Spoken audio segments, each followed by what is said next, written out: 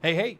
Welcome to another episode of Midnight Quest, where tonight we will be continuing our hero's journey across the plains of death into the ruined city of Kalos to reach and destroy one of Zargon's most feared commanders, the Witch Lord. Tonight, we're going to be following a group of heroes as they enter the cold halls, the icy passageways containing the spirit riders, some pretty nasty undead. As always, if you are hanging out in the stream tonight, don't be afraid to throw something in the chat so I know you're there. We've always got some fantastic conversation going on, and I'm looking forward to getting into that as always. If you have any suggestions or questions about lore or questions about game mechanics or just want to chat, definitely throw something in there. Now, in the meantime, we've got some quests set up to do to figure out who's going on the quest, what they have before we actually get started. So I guess we better get on that so that we can get started. Okay. Now, as per usual, I'm sure the regular viewers know, but in case anybody is watching that has never watched before, we have 12 heroes in the ranks. Hey, Bohemius is here. How's it going, Bohemius? Justin Pollitt is here, of course. Hope you're doing good. Hope you're doing good. We started Witch Lord. I assume you've seen.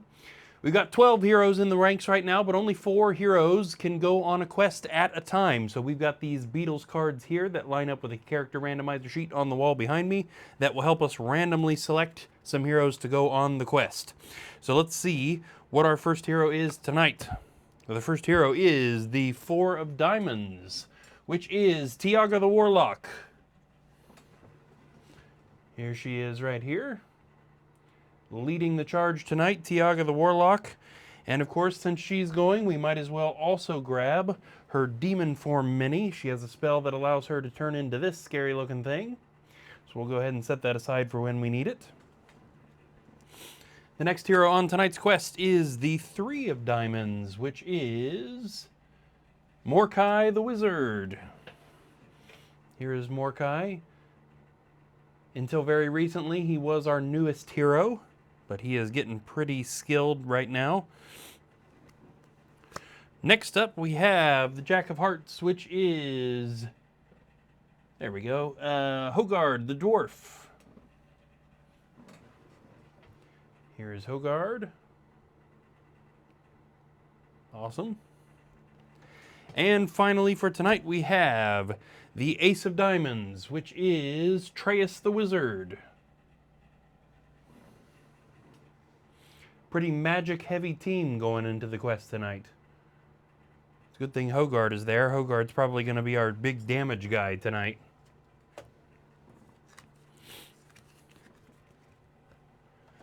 Okay, let's get their character sheets so that we can figure out what's happening. Okay, yeah, Tiaga's right on the top.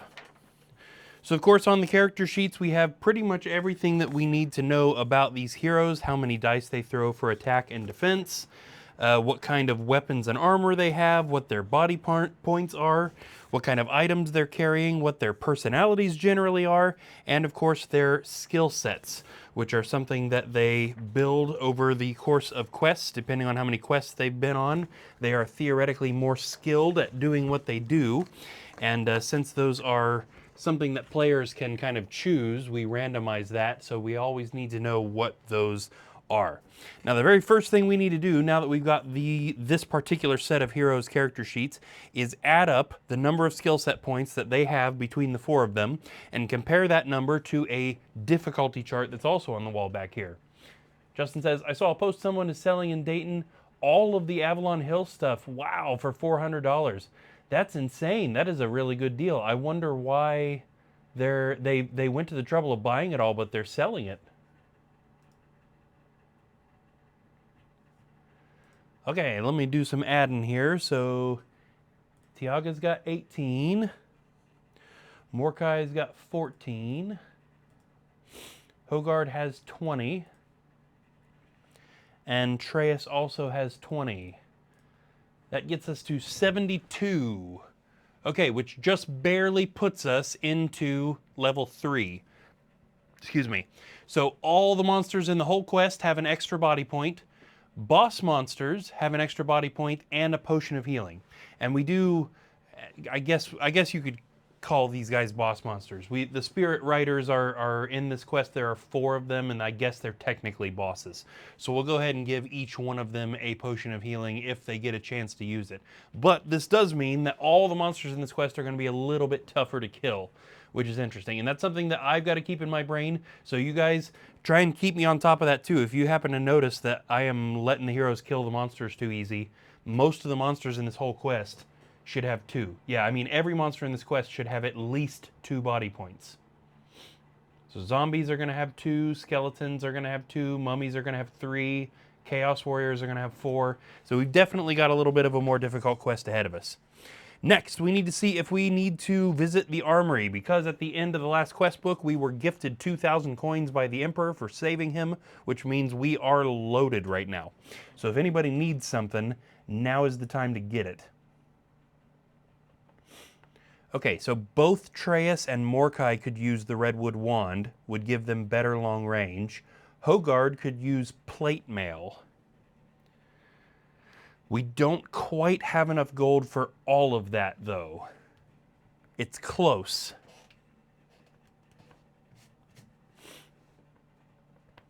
So Hogard getting Plate Mail would pop him up to 6 defense dice, which is arguably unnecessary at this point. He's going to max out at 7 eventually. So having Mordecai and Treyas both have that Redwood Wand is probably the more handy thing, because Hogard's got 5 defense dice right now. He's pretty good on defense. Yeah, I'm thinking that's probably the thing to do. So both of our wizards, Mordecai and Treyas, currently have the kind of beginner wand.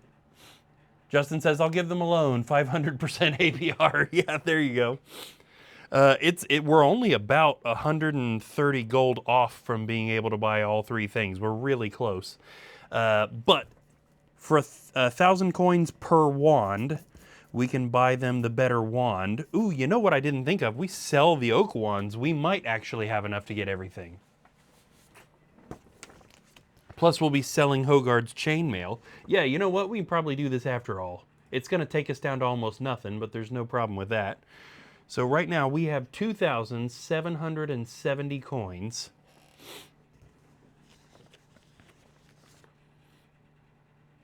The oak wand sells for 90 coins, and if we're selling 2 of them, we're getting 180.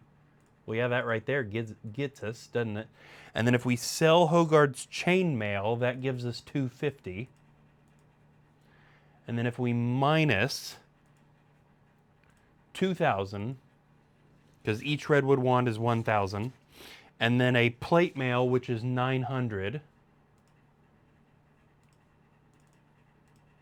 Yeah, that still leaves us with 300 coins. Okay, look at that. The maths.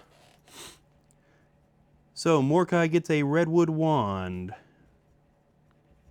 And that is going to put his long range attack dice to 3. Treyas also gets a Redwood Wand.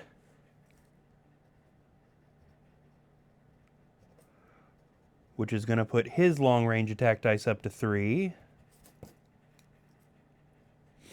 And Hogard is going to go to Plate Mail,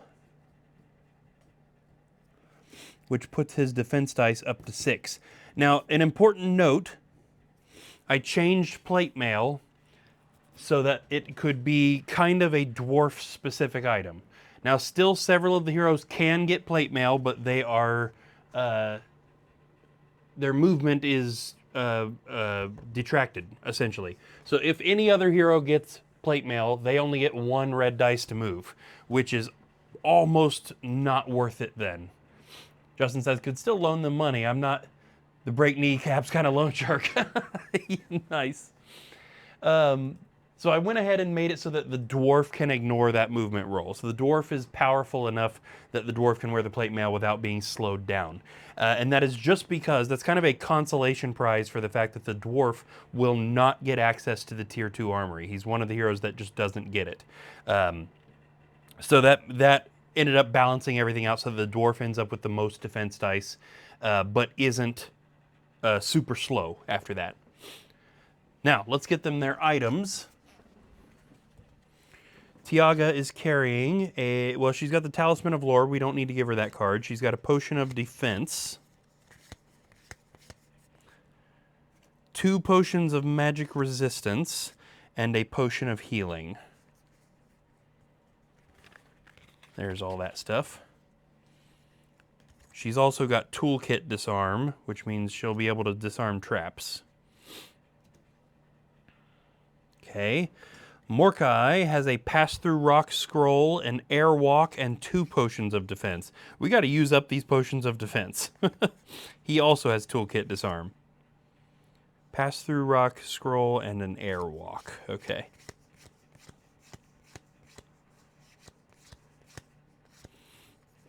There they are. You can tell I tend not to use the Potions of Defense. I just don't think about it. We got to get those used up. Hogard also has a Potion of Defense. This is going to be a defensive quest. Okay, he's got Dwarf Disarm and Danger Sense in his skill sets. And then Treyas also has quite a collection here. A Potion of Strength, Orc's Bane, Spell Ring, Potion of Healing, Potion of Magic Resistance. Again, we ought to be getting some of this stuff used up. Potion of Magic Resistance. We don't need to give him the Orc's Bane card. Potion of Strength, Spell Ring. Theoretically, we don't need to give him the Spell Ring either, but I'll forget that he has it if we don't. So, and then he's got some skill set stuff we need to take into account too. Spells and skills. So Hogard, because he's been building skill sets, recently got access to the Danger Sense skill. There's a Danger Sense right there. Now this is normally an Explorer exclusive, but he gained access to it. This is essentially, once per turn, if he draws a hazard card from the treasure deck, he can discard that and draw a new one. So that's definitely a handy thing that he can do now, and that is a static skill. He doesn't have to use it, it's just in play for the whole time. Okay, and then everybody else has got spells. Tiaga gets 4 spells, 3 of which are the regular Warlock spells. That is Fear, Dark Wings, and Demon Form. We will cover what those do in detail when and if she uses them. She's definitely going to be using that Demon Form. She always does. And then she's also going to get 1 random normal spell. Morkai is going to be getting 8 random normal spells. And Treyas is going to be getting 10, but he can pick 3 of them by name. But it doesn't look like we have any fancy spells going into this quest. Okay, so we have here a big old pile of spells. This is 6 copies each of the 12 regular Hero Quest spells. Now, regular Hero Quest would have the heroes essentially pick an elemental style or a couple of elemental styles, and then they just get those spells. But here we like to randomize from the entire deck. So this means heroes can get doubles or triples or even more of the spells. It means they can get a whole bunch of really useful stuff or a whole bunch of garbage. Either way, it has a pretty big effect on how that spellcaster can affect the quest that they're in. So, you know, maybe they'll have to be less spellcasty and rely more on physical attacks. Maybe they're going to be casting attacking spells most of the time. Totally depends on what they get. So since we're in turn order here, we'll go ahead and do Tiaga's spell first. We're going to pick from these piles using this deck of cards. This is pile number 1, card number 5. So Tiaga's regular spell is 1, 2, 3, 4, 5. A Courage spell, which is a temporary boost to attack. Very nice. That's a good one to have. Morkai gets 8 random spells. So he gets pile number 2, card 12. 1, 2, 3, 4, 5, 6, 7, 8, 9, 10, 11, and 12 is Sleep. Pretty much does what it sounds like. Pile number 4, card number 7. 1, 2, 3, 4, 5, 6, and 7. Genie is one of the most powerful offensive spells. That's definitely a good one to have. Next spell is pile number 4, card number 3. 1, 2, 3. Asleep again. Yeah, second sleep for him. Pile number 1, card number 9. 1, 2, 3, 4, 5, 6, 7, 8, and 9 is Courage. There are other spells in these decks. This is kind of wild that we keep seeing the same things over and over. And this happens a lot. Pile number 4, card number 12. 1, 2, 3, 4, 5, 6, 7, 8, 9, 10, 11, and 12. Heal Body is a healing spell. Definitely good because we don't have a huge amount of healing going into this quest. Pile number 3, card number 13. 1, 2, 3, 4, 5, 6, 7, 8, 9, 10, 11, 12, and 13 is Fire of Wrath, is one of the kind of weaker offensive spells, but still handy. Pile 3, card number 8. 1, 2, 3, 4, 5, 6, 7, and 8 is another sleep. He's going to be putting monsters to sleep this time. Except almost, oh no.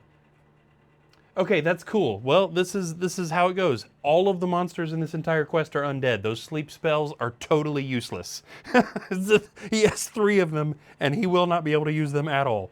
Last spell here, pile number 4, card 13. If it's another sleep, I swear. 1, 2, 3, 4, 5, 6, 7, 8, 9, 10, 11, 12, and 13 is another heal body. Okay. Well, sometimes that's what you get, Mordecai. Okay, give me just a second here to arrange these on his paper so they're not blocking useful information. I'm going to put the sleep ones at the back because those are basically wasted spell slots. I'm not even going to bother making sure that I can see all 3 of them. Okay. Hogard doesn't get any spells, so now we're at Treyas. Treyas gets the most spells. He gets 10, but 3 of those he gets to pick by name, and the other 7 are random. So we've got, Mordecai's got a couple of healing spells. And then Tiaga and Treyas both have a potion of healing. So let's give him 1 healing spell and then 2 attack spells. So maybe we'll give him a genie and a ball of flame. And then we'll just give him whatever healing spell comes up first. There's a genie. There's a ball of flame. And there's a heal body. Okay. So those will be his pick 3. And then we need to get him 7 at random. And then actually his spell ring artifact is going to give him a double of something he already has, which we are allowed to pick, but we'll go ahead and see what all he gets so that we know what is kind of the most handy. Okay. Pile 1, card 10. 1, 2, 3, 4, 5, 6, 7, 8, 9, and 10. Another ball of flame. Pile 2, card 13. 1, 2, 3, 4, 5, 6, 7, 8, 9, 10, 11, 12, and 13 is Water of Healing. How many is that? 1, 2, 3, 4, 5. Pile 3, card 7. 1, 2, 3, 4, 5, 6, and 7 is Rock Skin, is a temporary defense boost that can also be very handy. Pile 1, card 2. 1, 2. Veil of Mist allows him to move through squares occupied by monsters. Not something I use too often, but might come in handy. Pile 3, card 11. 1, 2, 3, 4, 5, 6, 7, 8, 9, 10, and 11 is another genie. Couple more here. Pile number 3, card number 4. 1, 2, 3, and 4. Pass Through Rock allows him to move through walls, but comes with a risk of maybe getting crushed to death. It's another one I don't use very often, but sometimes comes in handy. And pile number 2, card number 4. 1, 2, 3, and 4 is Tempest. Allows him to freeze a monster for a turn. And that gives us 10 spells, but he does get a special 11th one because of his spell ring. What does he have in here that's probably... He's got 2 genies, he's got 2 ball of flames, he's got 2 healing spells. Rock Skin and Tempest are both contenders. Maybe Rock Skin isn't a bad one to have an extra of. Yeah, there's right there. Let's put Rock Skin in his spell ring so he can technically cast that spell twice. And same thing here, I'll go ahead and arrange these real fast so that they're not blocking any important information on his page, and then we'll get the music started and start the quest. Okay, I like to kind of arrange these in a pile so that I can see the names of the spells, and I'll be honest, I used to try and arrange them in an order that I kind of thought like, well, what order might I use these in? So I'm not drawing from the middle of the pile, but it's so hard to tell what you might need and in what situation that I ended up drawing from the middle pretty often, even though I was trying to do that. So nowadays I just put the ones I think I'm not going to use at the back, and the rest of them it doesn't really matter. Okay, let me start up our music. There we go, and we will read the quest text so that we can get this thing started up. We are in Book 3 of our 14-book campaign. This is Quest 2, The Cold Halls. These icy passages are the resting place of the dreaded spirit riders who once led the Witch Lord's skeletal cavalry into battle.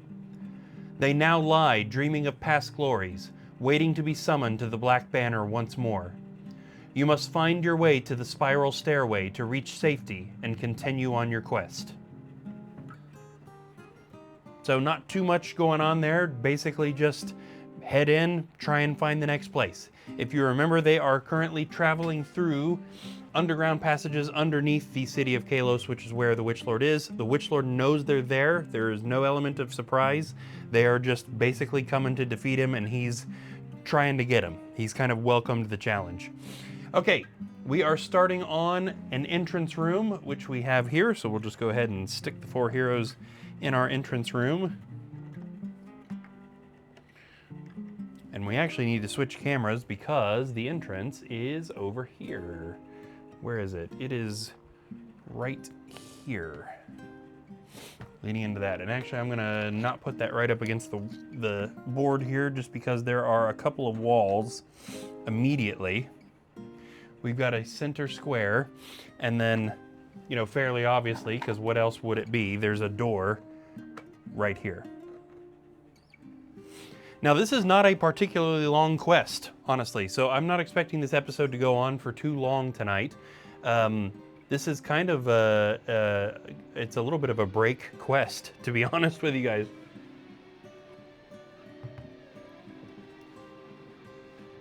Okay.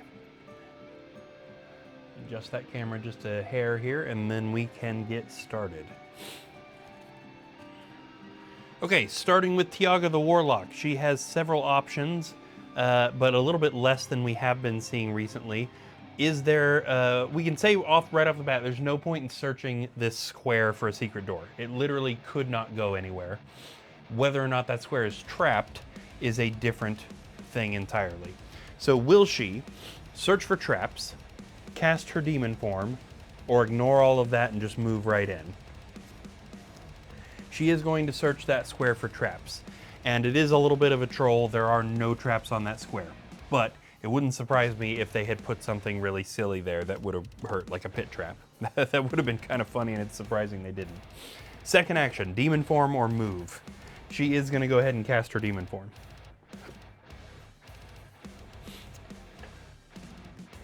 That spell card looks like this. The Warlock ignores pit traps and may roll 1 extra attack dice for close and long range attacks. This spell is broken when the Warlock suffers 1 body point of damage. Regain the spell when you reduce a monster's body points to 0. So this is a very handy spell for her, makes her much more powerful. It's easy for her to lose, but it is also very easy for her to get back. So there's almost no point in her not having that active. So we'll go ahead and switch out her mini there. Also just realized I forgot to grab their character cards so that I remember the turn order, so give me just one moment while I grab those. Who am I looking for again? Oh, my memory is so bad. Okay. Atreus, Hogard, Mordecai, and Tiaga. Okay. And the order is exactly what I just said, but backwards. Tiaga, Mordecai, Hogard, Atreus. Okay. There. That's going to help me out a lot. Okay. Mordecai, there is nothing left to do other than move. Let's get him going. Mordecai is going to move into the hallway and immediately open this door into this kind of yellowish room.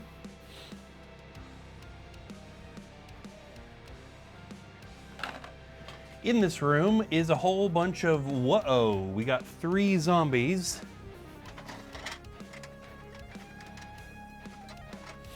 And remember, and help me remember, that these zombies all have an extra body point because of our difficulty chart.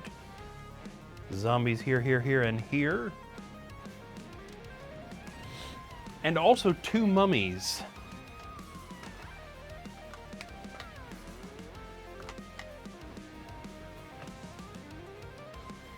Mummy in the corner, Mummy right here, except not facing the wall. There we go. Okay, Mordecai, are we stopping to search for traps? Now, it looks like he is more likely to not do that based on his personality. So we'll say traps or... Oh yeah, go ahead and say strong zombies. Yes. Traps or battle. He is actually going to stop there and search for traps. That's a good boy there, Mordecai. There are no traps in there, but you should always search. That leaves Hogard to be the one to charge in there and fight him up a monster. He's got 6 squares to move. 1, 2, 3. Yeah, he could get up to either of the mummies. What's he gonna do? Who's he gonna attack? Theoretically, any of the 5 monsters in that room are within his ability to get up there to. So let's just apply this. Let's say ace or 2, 3 or 4, 5 or 6, 7 or 8, 9 or 10. And we got a 4, so that's this guy right here. So let's just say 1, 2, and then just so that he's not in the way, 3, 4. Let's take Hogard right there. Hogard surely has a battle axe. Yes, he does. So 4 attack dice. Check out the bottom left corner of the screen. You'll see the dice cam there. He swings his battle axe at the zombie and hits it with a 1. Geez, I thought he was going to miss right there. Zombies have pretty good defense. And indeed, it did defend his attack. Not a good start, Hogard. You're our heavy hitter, man. Traeus, the wizard. Is he going to cast Rock Skin on himself or somebody else, or just run into the battle? He is indeed going to cast Rock Skin. Hogard is the only one he can't see, and that's fine, because Hogard's the only one that wouldn't really make sense. So, yeah, it doesn't matter to him if he casts on himself or anybody else, so we'll just do a 3-way card draw for Tiaga, Mordecai, or himself. And he is going to cast it on Tiaga. Interesting. So I guess Traeus is concerned about her making sure she doesn't lose that demon form. So he casts Rock Skin. That hero may use 1 extra defense dice when being attacked. The spell is broken when the hero suffers 1 body point of damage. So this is going to give her an extra defense dice until she gets hit. With his second action, we are going to go ahead and move him, and unfortunately he has to move into the room. Yeah, I think what we're going to do is 1, 2, 3, 4, 5. So at least he can't get surrounded, because he doesn't have the extra action to attack, because he cast that spell. So at least there, he might get hit by the zombie and somebody back here, but he can't get hit on 3 or 4 monsters at a time. Here we are at the monster's turn. Nobody can attack Tiaga, but we can definitely get a zombie on Mordecai. So let's do that. Zombie swings its cleaver at the wizard, hitting him with a 1. He defends with 3, right? Yes, he does. He does not block. This drops him to 10 body points. All right, Hogard can definitely get it here. So zombie on the front, swings its sword, hits him with a 1. Surely he is not going to get hit by this. He blocks. Also, Hogard is going to have a mummy come up behind him. The mummy throws a fist at the dwarf, hitting him with a 2. Which he blocks, but look at that, guys, just barely. Only 2 white shields in that whole bunch. And then we've got Traeus, who can also, pretty much same as Hogard there, zombie on the front, mummy in the back. Yeah, that mummy can reach him. I should have done that a little differently, but either way it'll reach him. Zombie swings its sword, hits him with a 1. He blocks just barely. 1, 2, 3, and 4, and then the mummy comes up behind him, throws a fist, hits him with a 1. That could have been way worse. He blocks.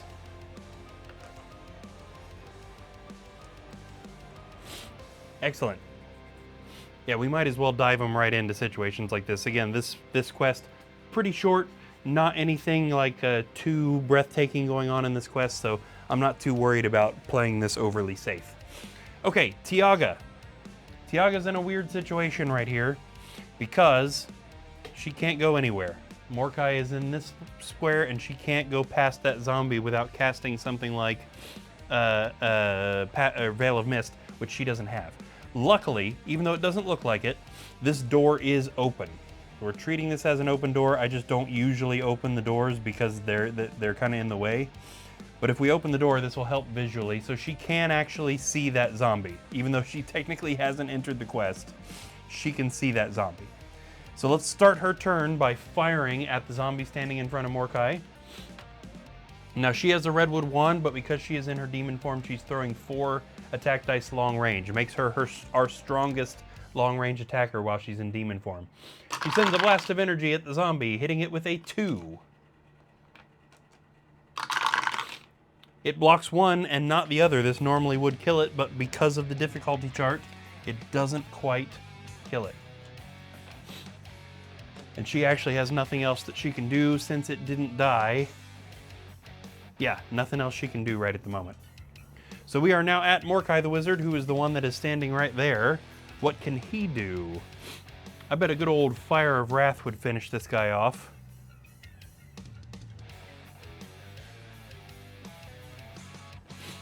Let's do it. Mordecai is going to cast Fire of Wrath. This blasts the zombie with flames and inflicts 1 body point of damage unless the monster can immediately roll a 5 or a 6 using a movement dice, which it does not do. So that zombie takes its other body point of damage in fire and dies. Excellent. Mordecai can also do a regular attack, and he might as well. Oops, we killed Tiaga. I'd say he can also fire at this mummy that is behind Hogard just with his regular attack, not with a spell, but with his brand new redwood wand, he can send a blast of energy at that mummy, but misses. It is new after all. He's probably still learning how to use it. Hogard, which monster are we attacking there? He is going to attack the zombie. He's trying to get rid of the easier one to kill. Hogard swings his battle axe, hitting it with a 1. It at least doesn't defend it, but it's also not dead. Dang, Hogard. You gotta roll better than 1s, man. With his other action, we'll go ahead and let him search this room for secret doors, and there are none. Treyas. Now, Treyas has got spells coming out his ears, so we might as well be using them. Yeah, let's get a ball of flame going on this mummy. Oh wait, the ball of flame might not kill the mummy because it's got 3 points now. Maybe between the 2 things it would kill it. Yeah, this difficulty chart's we gotta take some other things into account. We're trying to get enough body points of damage on all these guys. So if he casts the ball of flame and attacks it, maybe between the 2 things, he will kill it.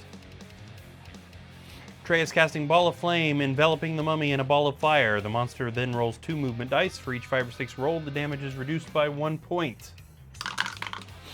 Luckily, that mummy does not roll a 5 or 6 at all, and it takes the full blast of fire. Doesn't kill it, but it comes pretty close.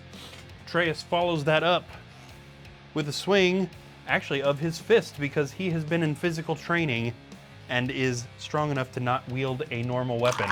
Throws a punch at the mummy and unfortunately misses it.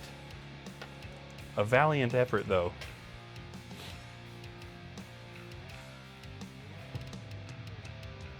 Okay, monster's turn. Now, I'd hate to have these guys both get double teamed when somebody could go hit Treyas. Or, Mordecai. I'm gonna get those 2 guys confused. Yeah, but the monsters are already there. The combat is being had. Let's leave it. Okay, zombie on Hogard. Hits him with a 1. Which he blocks. But again, just barely. Check it out, just in case you're worried that 6 defense dice is too much. 6 defense dice, only 1 white shield. That's ridiculous. And from the other side, the mummy swings its fist at the dwarf, hitting him with a 1,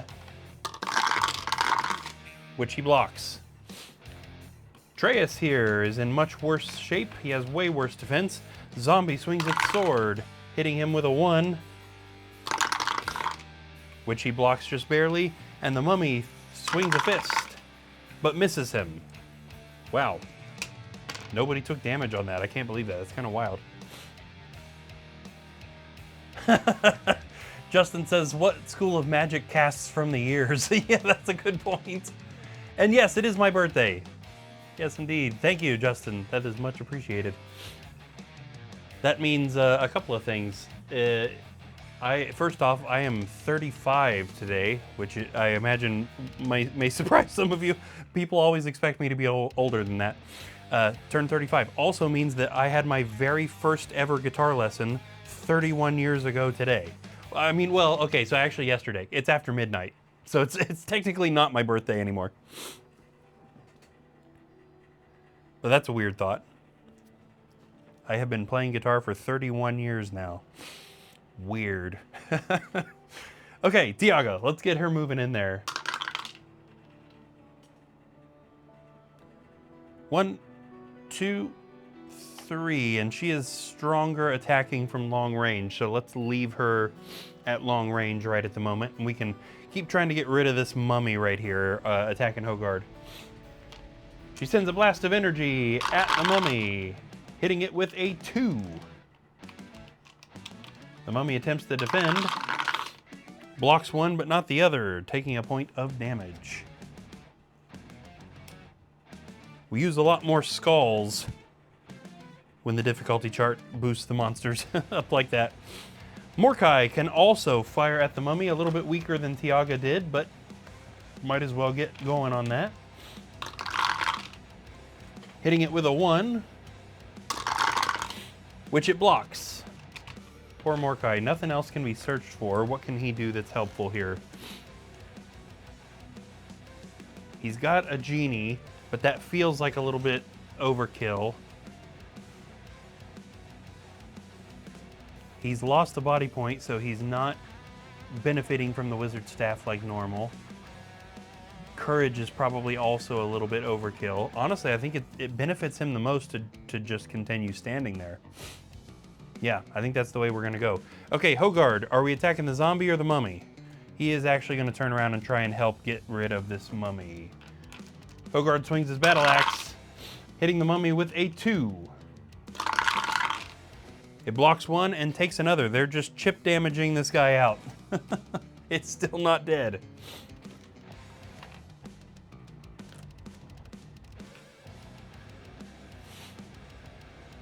Okay, what do we got going on now? He technically has another action, but there's nothing he can do. There's no searching to be done. He doesn't really need that potion of defense. So let's go over to Treyas, who is also still surrounded. I really wish he could get rid of one of those guys, but it's just so unlikely that he will without casting another one of his spells. Oh well, he's got plenty. Let's try it again. Ball of Flame on the mummy. So this is the exact same thing he did before. He casts Ball of Flame and that mummy is enveloped in fire. The mummy tries to fight off the flames and does not, taking 2 body points of damage and dying. Very nice, Treyas. That's the way to go. And because that was the only thing he's done on this turn, he can go ahead and take a swing at that zombie behind him as well. Throwing a fist and hitting the zombie with a 1. Which the zombie does not defend. It's not dead, but it's hurt. If it's possible to hurt a zombie, I can't picture a zombie saying something like, ouch. Probably didn't. Monster's turn. We've got zombie on Hogard. But missing. That's no fun. We're actually gonna move this zombie over here, just to be different. Why not? It's already attacked this turn, but if it survives this next turn, it can hit somebody other than Hogard. Mummy swings a fist at the dwarf, hitting him with a 1. Which he blocks, but again, just barely. Look at that, 1 white shield out of 6 dice. Whoops. And we've got a zombie attacking Treyas, hitting him with a 1, which he does not defend. And this drops him to 11 body points, because he's been building his Constitution skill. The battles are definitely much more interesting with that difficulty chart boosting the monster's body points. We are going to move Tiaga, because she attacks harder long range. And we're gonna have her attack Let's try and get rid of the zombie, actually. I know she's been trying to help with the mummy, but Hogard's got his full attention on it. She's going to attack that zombie. She sends a blast of energy at the zombie, hitting it with a 2. It does not block, meaning it is indeed dead. Again. Morkai finally can get in here and help. Let's just let's poke him in the room a little bit, and he can fire at that zombie, or mummy rather, in front of Hogard. Sending a blast of energy from his redwood wand, he, for the second turn in a row, I'm pretty sure, misses. He hasn't learned how to use that wand yet. He's figuring it out. Hogard, on the other hand, swings his battle axe at the mummy, hitting it with a 1, which by some miracle it doesn't block, which means it is also dead. That took really long, Hogard. Hogard is then going to move over here to help out with his zombie on the next turn, if it survives. Atreus throws a fist at the zombie, hitting it with a critical hit of 2. Which it blocks. Okay. Didn't see that coming, but whatever. Maybe Atreus ought to have a weapon. His fists are not serving him very well. Really, what we should have done is we should have backed him up and let him fire with his wand. We'll go ahead and back him up now, because this will kind of force the zombie to hit Hogard, who has better defense anyway. We're going to go ahead and get rid of this entrance room, just so that it's out of the way. Okay, this zombie, who used to be in a whole room full of undead buddies, is now alone in a room with a bunch of living not-so-much buddies. Swinging his sword at Hogard the Dwarf, he hits him with a 1, which Hogard defends. And well he should. And now let's see if our whole room full of heroes can take out a zombie. We got this. First off, Tiaga sends a blast of energy at the zombie, hitting it with a 3. Yeah, that ought to do it, if that doesn't clear it out. Yeah, it didn't defend, okay. Would have been disappointing if the result had been anything other than that, honestly.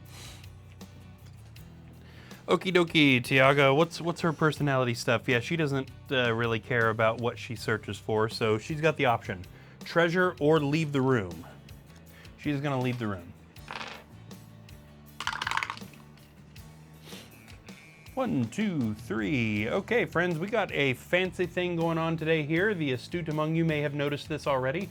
A special room covering up some of the squares on the board. This right here is the revolving room, and this is the only appearance it makes in Return of the Witch Lord book right here. This has some interesting things going on. So we'll go ahead and remove this one door. But the other doors here, which you can see there are 3, here, here, and here, are not going to be removed. The quirk of this room is, regardless of which door you try to exit, we have to roll a dice, and the room turns and spits you out wherever this dice tells us to. So she is gonna just, let's card her and see which door she's gonna go to. She's gonna try and go to the bottom door. So she went 1, 2, 3, 4, 5, 6. Unfortunately, she didn't quite reach it. Now, this room can't be searched for anything because it's a special room. It's pretty barren. There's not too much to be found anywhere in the terms of traps or secret doors or treasure. But it is going to give us this interesting thing of kind of forcing the heroes to split up, because they can only go where the dice say they can go. So we'll see how this ends up working out for them. Morkai. Also doesn't specifically like treasure, so is he going to do treasure or leave? He is doing the treasure. All right, let's see what Morkai finds. Morkai finds a leather pouch amid a pile of rags. Inside are 25 gold coins. Nice. I forgot to erase that number and put, luckily I remember, that dropped us to 300 coins, although now it's going to be 325 coins. We had more than 2,000 gold. We had almost 3,000 gold. Now we're down to 300 and something. It goes fast. Okay, second action. Morkai can go ahead and move. Not very fast, though. 1, 2, and 3. He's headed towards the revolving room. Gramina, go find gold again. Yes. If Gramina were in every quest, we would have a fun time. Seeing what she would do. Hogard. 1, 2, 3, and he can't take his fourth move. They are not in a hurry to go in there. These guys don't care for the look of this revolving room. Atreus. Okay, we'll just poke that dice over there. Yeah, he can get somewhere. 1, 2, 3, 4. Which door is he going for? He's going to go for this top door. 5, 6, and 7. However, the room rotates around. Let me grab a special dice for this. And ends up spitting him out down here at this bottom door. I wish this actually rotated. I think there is a 3D print of this room that you can buy that does rotate for real, because it would be kind of hilarious to see, you know, even Tiaga gets flipped around and now she's looking at the other side of the room. It would be easy for us to do that. If this rotates so that he's at the bottom door, she would be there and he would be here. So he opens this door and heads out. Like I said, we're not going to remove those doors. In this red room, there is a cupboard. And that appears to be it. There's a skeleton guy kind of blocking our cupboard here. There we go. Okay, now he's got another action. What's his thing? He's equal in all categories. So is he going to search traps, secret doors, or treasure? He is going for secret doors. And just as if he were channeling Gramina herself, Gohan, you'll love to know, there is indeed a secret door right here in the corner leading out into this bottom hallway. So let's go ahead and reveal this hallway since that door is opened. We've got a wall, another wall, and a treasure chest, which I'm trying to put down backwards. There we go. Weird. Treasure chest in the hallway. No monsters on the board, so we are back to Tiaga the Warlock, who is, well, headed up to that door that she thought was the bottom door and is now the top door. 1. But the room immediately revolves again. Instead, spitting her out over here. 2. So she can't do that. 3 and 4. So unfortunately, she is left pretty much not having done anything. Gohan says, woo! Yes! All right, Hogard, are we actually going to get in there this time? Barely. 1, 2. That's no help, Hogard. I mean, that is literally no help at all. Morkai. Morkai's got 11. See, he's got places to go. Which door is he going to go for? He is actually going to try and go for the far door. 1, 2, 3, 4, and 5. The room revolves and actually ends up spitting him out at the top. So let's see, where does that actually place? So Hogard and Tiaga, I think, end up here. And he ends up here, out in this hallway with his 6th move. Let's go ahead and pop the camera up here. In this hallway, there is a wall, and a door on the corner. Morkai, are we searching for traps? Yes, he is. He's stopping right there and searching this hallway for traps, as all heroes should, although there are no traps in this hallway. That takes us to... Oh, I say I moved Morkai and Hogard out of turn. That confused me for a second. So that takes us to Atreus. In the red room. And now we still got plenty of stuff to search for in the red room. Is he searching for traps, treasure, or is he going to go check out that hallway? He is going for traps in this room. There are none. Okay, treasure or hallway? He's going ahead and doing the treasure search too. He's just getting it all out of the way in this room. Nothing wrong with that. The first hero to search for treasure in this room will find a vial of holy water behind a large book on the cupboard. Very nice. Let's show off this card here. This is a new thing that we have not found. Now this is part of the apothecary, so holy water is something that they can buy. I just haven't been using gold on any potions yet. We want to get them all hooked up with weapons and armor and stuff. But essentially, you can use the holy water instead of attacking on your turn, and this will immediately destroy one skeleton, zombie, or mummy. So it can definitely be handy, especially now that the monsters are a little bit harder. Can't use this on bosses, but as long as it's just like a regular old skeleton, zombie, or mummy, he can use this to immediately destroy them. This is something that I'm going to have to really pay attention to because that's just not the sort of thing that I think about a lot. I'm much more likely to be rolling those dice to attack, so I gotta remember he's got that. Okay, that was everything for him. No monsters on the board. We are back to Tiaga. And she is still just trying to figure out what in the heck is happening in this room and why can't she get anywhere. Which door is she gonna go for now? Other than, of course, the entrance door into the room. She's gonna try and head out that top door. 1, 2, 3. The room revolves and spits her out.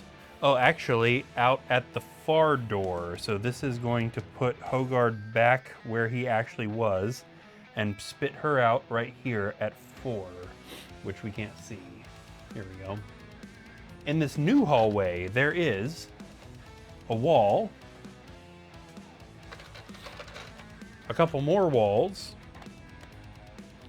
Let's actually get a different camera on this. I'm gonna dedicate this camera to this area, and we'll get this camera on over here where Tiaga is. Here we go. Because there's also a door on this corner. And there are 3 zombies in this hallway as well.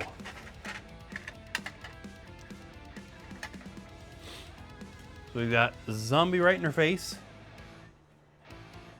zombie right almost in front of her face, and fancy painted zombie guarding the door. So she's landed herself in a tiny bit of trouble. Now we might as well use her other action to attack this zombie that's right in her face. Now she is close range, so she's only throwing 3, I think. Is that right? Yes, it is. She swipes with her claws, hitting that zombie with a 1, which it blocks. I am not complaining that the monsters are putting up a fight tonight. Being that this quest is a little bit shorter, it's kind of appropriate that the monsters aren't going down so easy. Okay, Mordecai. We're not going to move out of turn this time.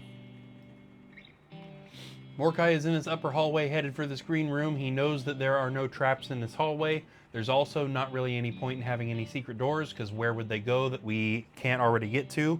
So let's just go ahead and head up into that room. 1 and 2. Opening the door into the green room, Mordecai finds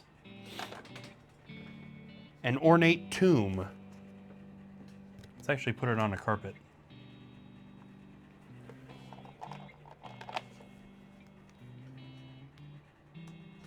And 2 Chaos Warriors.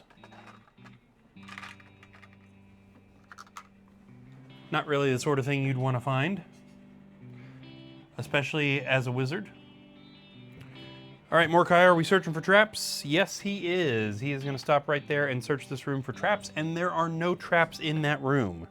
He's doing really good about that this time. He is normally not that guy, but he is this time. Okay, that takes us to Hogard the Dwarf, who is also on camera. He is right here. Also has not had the room spin by trying to leave yet. Which door is he headed for? He is going for this lower door. 1, 2, 3. However, the room spins and spits him out. Oh, good. It actually spit him out where Mordecai is. 4.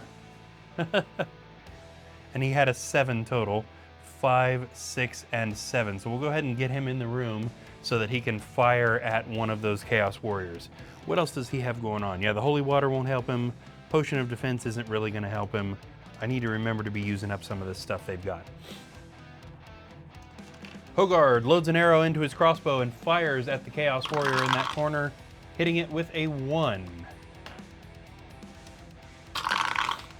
However, the Chaos Warrior blocks the arrow.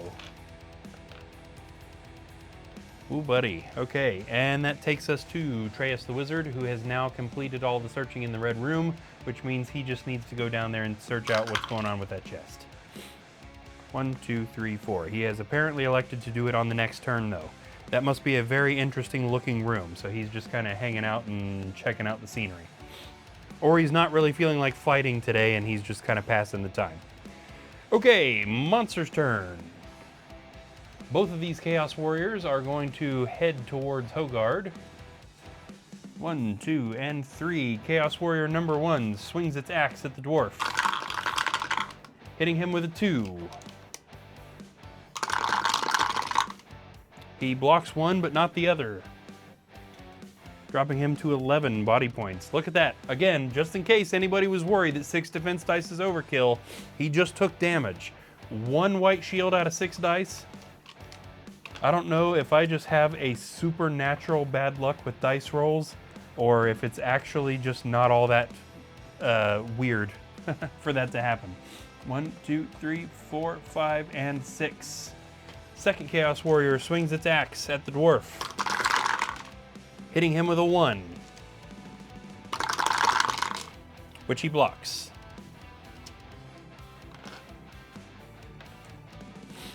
Over here with Tiaga, we also have a battle going on with a couple of zombies. Of course, only one of them can hit her. Zombie swings its cleaver at Tiaga, but misses.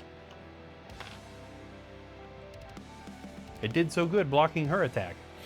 And we'll just hang out right here because it is her turn. In fact, let me see if I can get a fancy angle here. Yeah, that's pretty cool. Tiaga is still close range on this guy and doesn't really have anywhere to move. So she swipes her claws at the zombie, hitting it with a 1. Which it does not block, but it's also not dead. Nobody is going to be able to get out there to help her either, because she's in the way. It would be silly of her to use her courage spell. The potion of defense might not be bad once her rock skin is worn off. Okay, we'll go ahead and leave that there. Back up here with the green room. Oh, sorry, there is one more thing she can do. I forgot she's got a second action and she hasn't searched this hallway for anything. She's gonna search it for traps. So this is from where she is standing, off to the corner where that other zombie is, and it also extends up this hallway just a little bit. We don't reveal anything other than traps and also walls, just so that we can kind of determine why we're stopping the search. This is a good example of that. So the trap search extends to up here. From where she is to right here, there are no traps. Now up at the green room, we've got a battle going on here, and it is Mordecai's turn. Yes, now would definitely be a good time for either Courage or Genie. Let's card it. Is he gonna cast Courage or Genie? He is gonna cast the Genie. Okay. The spell conjures a genie who will attack any one monster in your line of sight. The genie attacks with 5 attack dice. The monster may defend as normal. A genie appears in front of Mordecai and attacks the Chaos Warrior. Whoa, hitting it with a 4. That was a good move, I guess. The Chaos Warrior does not defend any of those hits, meaning Mordecai just one-shot a Chaos Warrior with that spell. That's pretty awesome. Nice. Keep doing stuff like that, buddy. That's the way to go. Mordecai can then use his other action to search that room for secret doors. This is how it goes sometimes too, okay? There is indeed another secret door in this room, in the corner here, opening up into the red room. In the red room is an ornate altar, also with a carpet under it. Also hanging out in this room is one additional Chaos Warrior.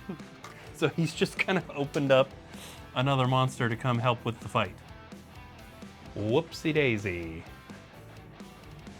Yeah, he channeled his inner Gramina. Yeah. Excuse me. I am so close to being over this whatever sickness I had recently. It's hanging on by a thread. Mordecai's doing really good about searching for secret doors this quest. All right, Hogard. He had to have just seen that Mordecai one-shot the one in front of him. Let's see if he can do the same. Hogard swings his battle axe at the Chaos Warrior, but misses. Whoops. Oh, man. It seems like these heroes usually start doing better if I start bullying them, essentially, but Hogard is not doing very good on this quest so far, right?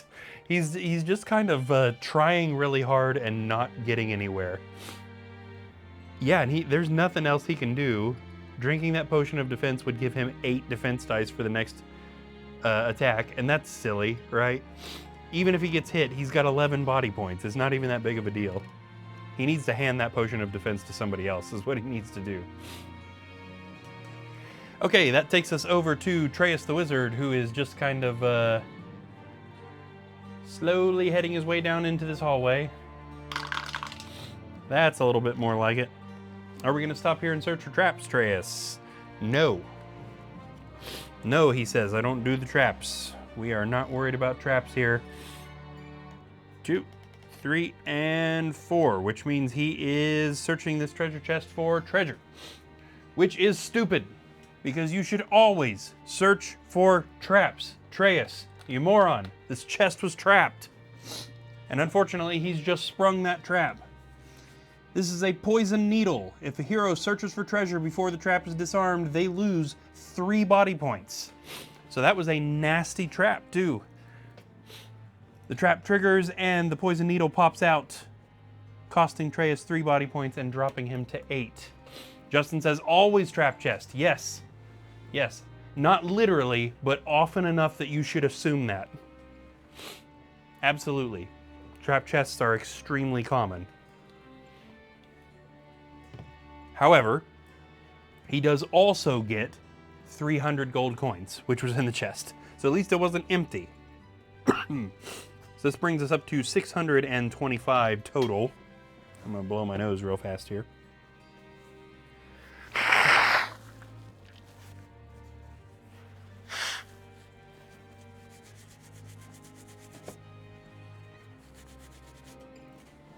There we go. And that brings us to the monster's turn. Gohan says, nah, let it ride. Yes. Okay. Chaos Warrior on Hogard, swinging its axe. And hitting him with a 2. Which he blocks. And then we've got the other Chaos Warrior who's gonna come down here. 1, 2, 3, 4, 5. Also hitting Hogard. He can't be very happy with Mordecai now. He's like, yeah, thanks for that search, buddy. That was real helpful of you to search and let me get hit. Chaos Warrior hits him with a 3. And Hogard does indeed defend that. At least Hogard's good for one thing, soaking up damage. It's hard to hit him, and he's got a lot of body points. Sorry for that cough, too. That was gross. Over here, we've got a zombie on Tiaga.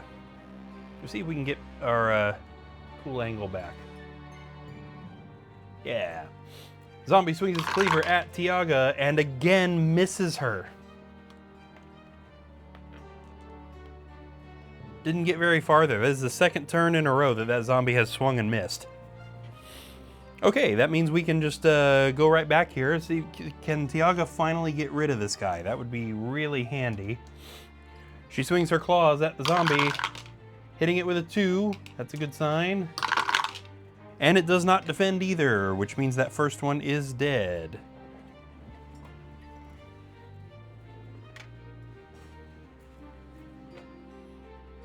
Now, she attacks better at long range, but that zombie's going to walk up to her if she doesn't do this. So it's actually smarter for her to walk up to it. We'll just go ahead and invite that. Okay, back up in the green room. Now, this camera does not like me going down low. So, whoops, whoa. Well, it's doing all sorts of weird things. It's like glitching.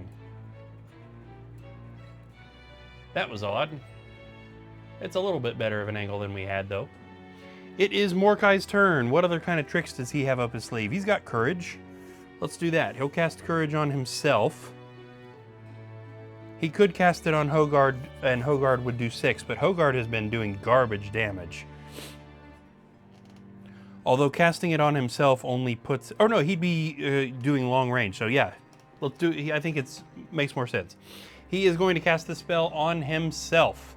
The spell grants the targeted hero 2 extra attack dice. The spell is broken the moment the targeted hero can no longer see any monsters. And since he is long range, this actually gives him 5 dice right at the moment. And we're going to go ahead and attack the new guy there. Sends a blast from the Redwood Wand at the Chaos Warrior, hitting it with a 3. Which it does not block. However, because of our difficulty chart, it is not dead. And that takes us to Hogard Redmantle the Dwarf. Which Chaos Warrior are we going to attack, buddy? The one that's already damaged or the one on the other side? No, he is going to try and get rid of this guy. That does make a lot more sense, honestly, I think. Because he gets hit twice unless this guy dies. Hogard swings his battle axe. Just... God dang it, Hogard! And misses. Come on. Hogard is just not having a good quest. It's not his night. He didn't have his dwarf coffee or something. Or, to pull a card from my dad's book, he didn't have his Dew of the Mountain. And he's just not feeling it tonight. Okay, we appear to be zoomed in on this camera now, and I'm not sure how that happened. I clearly did something to it, but that camera is really far away now. But it's close up to Treyas. That's so weird. I'm gonna have to figure out what I did to that later. For now, I guess we get a fancy close-up angle. Go ahead and says, don't doubt the power of Dew of the Mountain. Yes. Oh, I don't. I don't.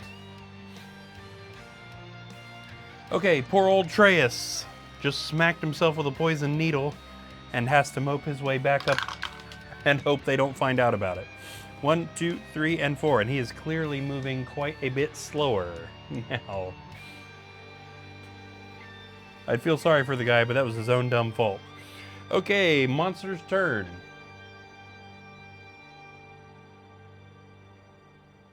There we go. 2 Chaos Warriors on Hogard, because he's dumb and can't land an attack. Chaos Warrior number 1 swings his axe and hits him with a 4. That'll teach you. And Hogard doesn't defend a single one. Not even one. Hogard, 1, 2, 3, and 4, dropping him to 7 body points. Maybe he needs that potion of defense after all. Wow. Chaos Warrior number 2 also swings his axe, hitting Hogard with a 2.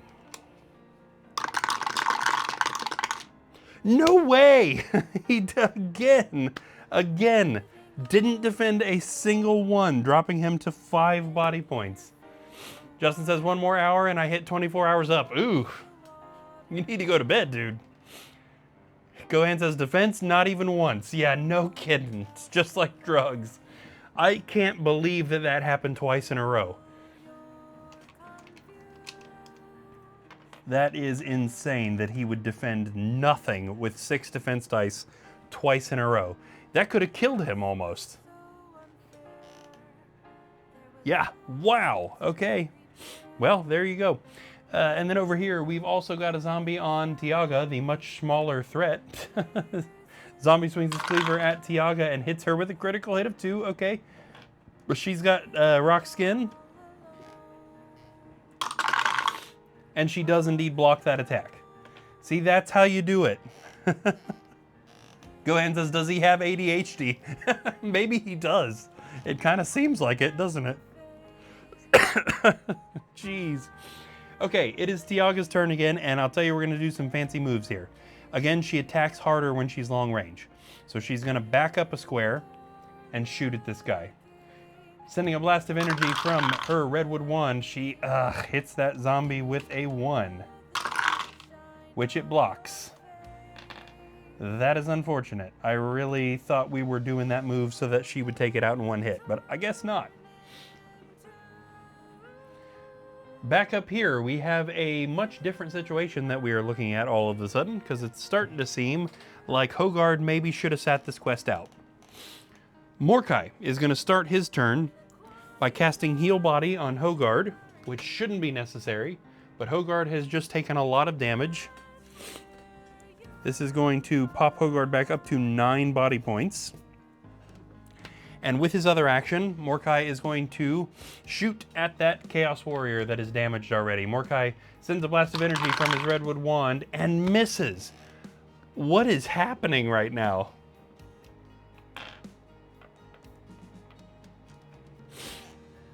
I mean, come on. That's insane. Okay, okay. Well, that was his 2 actions. Hogard, all he can do is attack. Yeah. We're going to keep swinging at the one that's already damaged, at least try to take out one of them. Hogard swings his battle axe and hits with a 3. That's more like it. See, now he's mad. Gohan says, did someone give them a mystery soup? Something happened there, I'm telling you what. Now Hogard is mad. The dice have turned. That Chaos Warrior didn't defend a single thing. I think what may have happened is that Hogard took a Tylenol PM and was having trouble, like, you know, waking up from that. I always have. If I take any sort of NyQuil or Tylenol PM or something, I barely function the whole next day. And I'm going to guess that's what happened to Hogard, but getting the crap knocked out of him just there woke him up, and now he's mad. Okay, there's still nothing else he can do, but at least he got rid of one of those guys, and it's looking a little better for him now. Back over here with Treyas. Treyas is still walking. Let's see where he ends up. 1, 2, 3, 4, 5. Which one of the doors is he headed towards? He is going to be heading towards that upper door. 6, 7, 8, 9. And he doesn't actually get enough moves to go through it. So on his next turn, we'll start with that room spinning around. It is now the monster's turn, and we're pretty close up here to this, so let's start with that. The Chaos Warrior attacks Hogard. Let's see if this is as bad as it was last time. Swinging its axe and missing him. See, I told you. Hogard's mad now. He's tired of this. He's not going down. And down here, the zombie is going to chase Tiaga and swing its cleaver, hitting her with a critical hit of 2. That's the second turn in a row that it's hit her with a critical hit. Her rock skin grants her an extra defense dice, but she does not block either hit. This drops her to 8 body points. Is that right? Yeah, she hasn't built Constitution at all, which costs her both her rock skin and her demon form. At least temporarily, she is back down to regular old Tiaga. Okay, but it is her turn, and all she has to do to get that back is kill a monster. So hopefully she can do that. Now she's stuck with close range again here, so now she's down to 2. She swings with her wooden staff, hitting the zombie with a 1, which it does not block.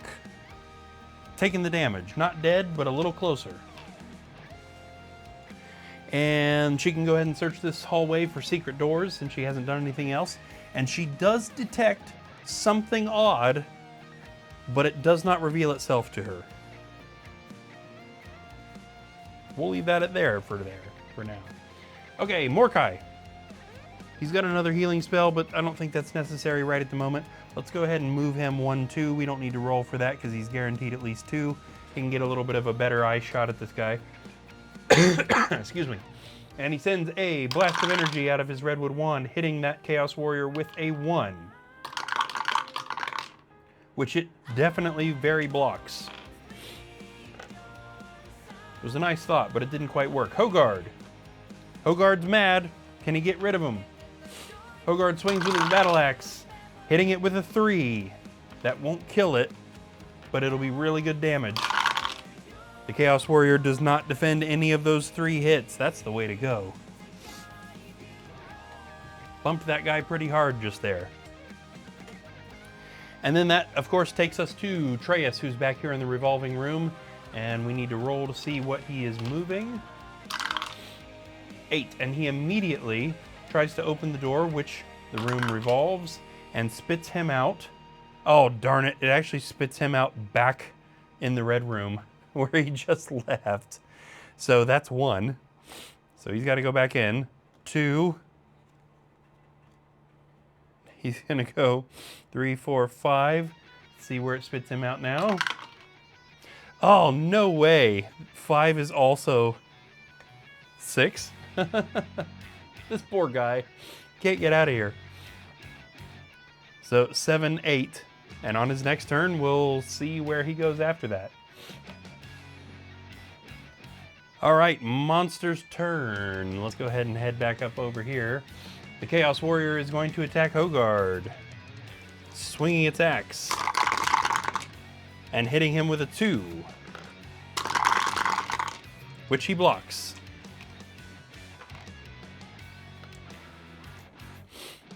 Luckily, that's the only thing going on in there. Over here, we have Zombie swinging its cleaver at Tiaga, hitting her with a 1. Which she does not block. Dropping her to 7 body points. We're also going to go ahead and there's another zombie just off camera. 1, 2, 3, 4, 5. And we're going to go ahead and move it up there too. Gohan, I saw you were streaming earlier. I didn't get to drop in. What were you doing? Were you playing some more Final Fantasy? I saw the notification pop up, but I was still at work, so I didn't get to tune in. What do we have going on? Oh yeah, it's Tiaga. We're right back to Tiaga. Tiaga takes a swing with her wooden staff, but misses. Dang. What should she ought to be doing right here? That courage spell is probably overkill. The fear spell she can't cast on undead. She's not quite damaged enough for a potion of healing yet. That potion of defense probably not a bad idea because she keeps getting hit. Let's go ahead and have her drink the potion of defense, which is going to, give her 2 extra defense dice just for the very next time. Oh, gonna stream, but the game didn't work. Oh, that sucks. To reset the whole Xbox. That you were talking about that another night, weren't you? That you were having issues with the Xbox.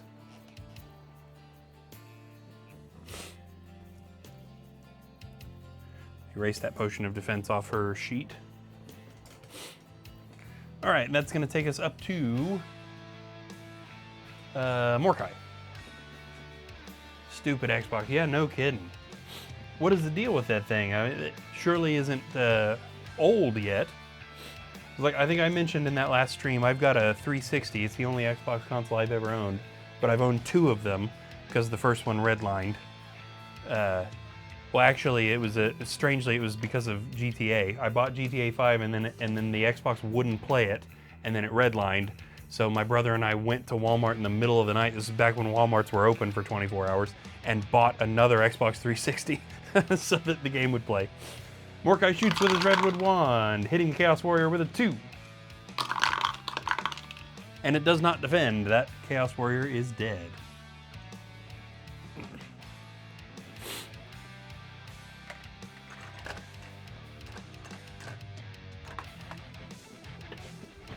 Move my jacket. I always forget to take it back upstairs with me when I leave it behind me like that.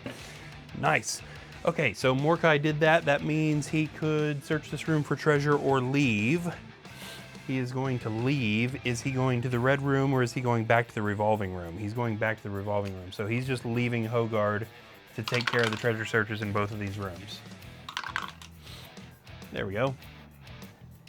1, 2, 3, 4. Was that right? 1, 2, 3, 4, 5, and 6. So Morkai back in the revolving room. And now they pretty much need to get out Tiaga's way.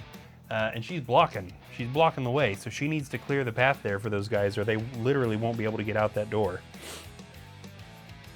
Okay, Hogard's turn. And now that he's the only one up there, we need to basically force him searching treasure and then also at least secret doors and treasure up in that red room that is up above him. So let's start with the treasure search here in the green room. Oh, this is something special. Okay, if the hero searches for treasure in this room, ask them if they would like to pry open the tomb of a great warrior. So let's see if he says yes or no. Red is going to be yes, black is going to be no. So no, he does not want to pry open the tomb of a great warrior. That kind of makes sense for a dwarf, kind of lore-wise. A dwarf would have more respect you would think. So if he had said yes, a sparkling mist would have filled the room, and any hero wearing Borin's armor or wielding Orcsbane would have, those weapons would have been destroyed. Now luckily he didn't have either one of those things.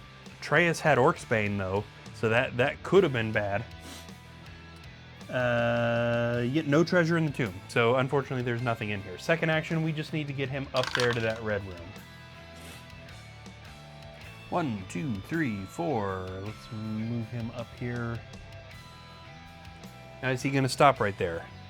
Yes, he is. He doesn't have the action to search for traps, but he's gonna wait and see what happens. Okay, that brings us to Atreus,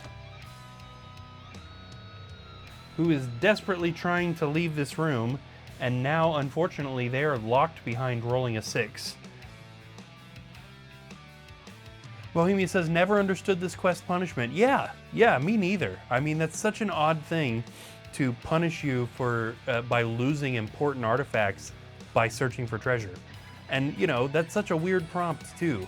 How many players are going to say no? If you say, hey, for a special treasure, you want to pry open this tomb of an ancient warrior? How many players are going to be like, no, that sounds boring? You know? You just have to hope that the player that has either of those artifacts isn't in there.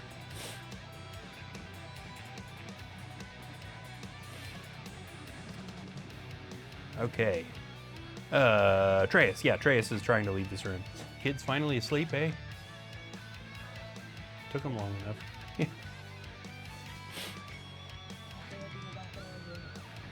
Both of them.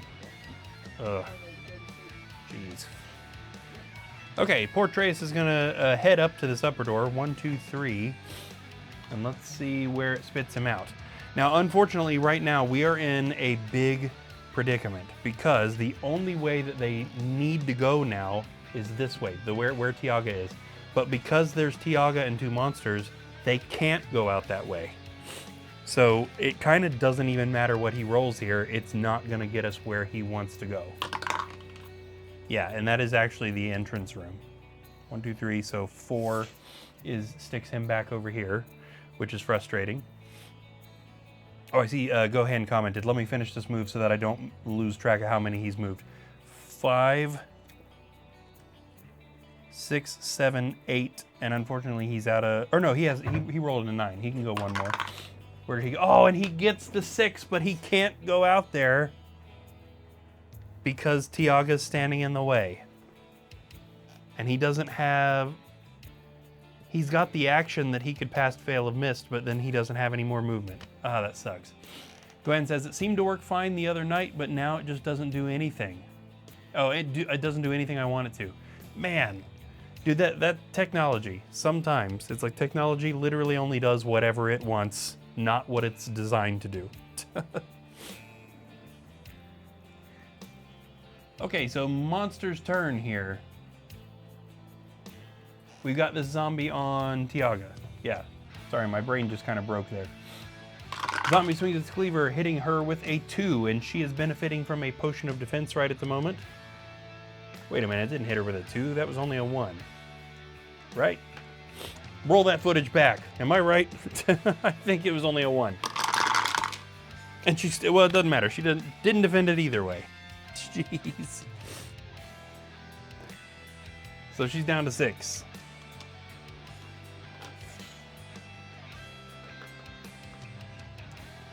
Brain is operating on a stupid wavelength tonight, I guess.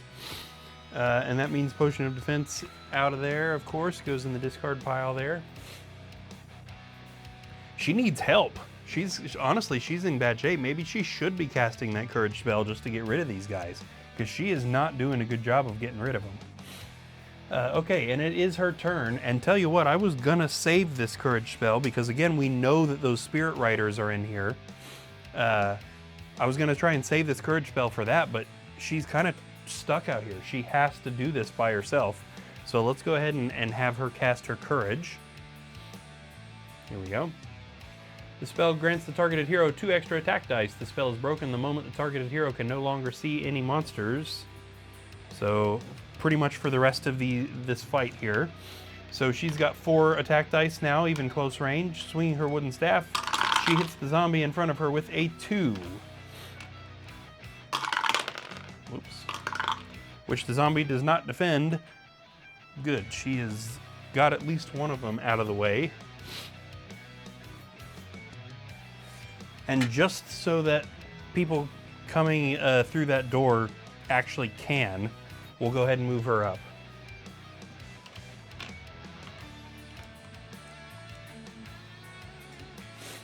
Okay, back to the revolving room. We are now at Morkai. And let's see, what door is he trying to leave out of? He's gonna go 1, 2, 3. The room revolves and spits him out back up here. 4, so that's no help. 5, 6, 7, 8. Okay, so he didn't make it back to a door. Now, he tried, just didn't work. And that's going to take us up to Hogard, and we are going to start Hogard's turn with a trap search. And there are no traps in this red room, so now we'll just go ahead and move him in there, and on his next turn he'll be able to do the secret doors and treasure, and then we'll be able to move on with that. I would still love to know how I zoomed the camera on this phone in.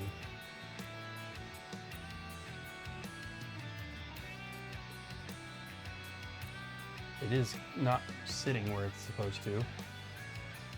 Wouldn't be, sorry, oh geez, sorry, my hand is right in the way. Nope, it's not that.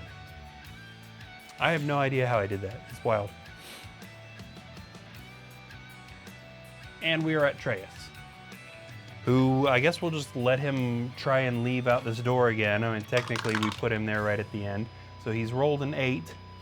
The room revolves and spits him out down here. So that would be 1.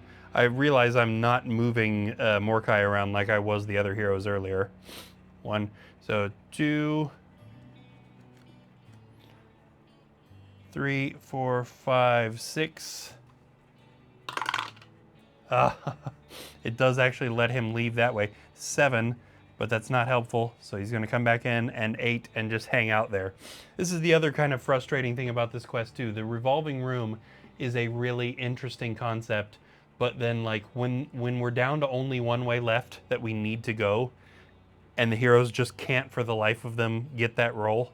You know what I mean? It's pretty frustrating. Monster's turn. We've just got this, this zombie right here attacking Tiaga. Swinging its dagger, it hits her with a critical hit of 2. She blocks 1, but takes the other one. This drops her down to 5 body points. It's a good thing she's got a potion of healing. And we are right back to her. She is being augmented at the moment by courage. She swings her wooden staff at the zombie, hitting it with a 1. Which it doesn't defend, but it's still not dead. We might have to have her drink that potion on the next turn if it hits her again. Nothing else she can search for in this hallway, so until she kills that zombie, that is all that she can do.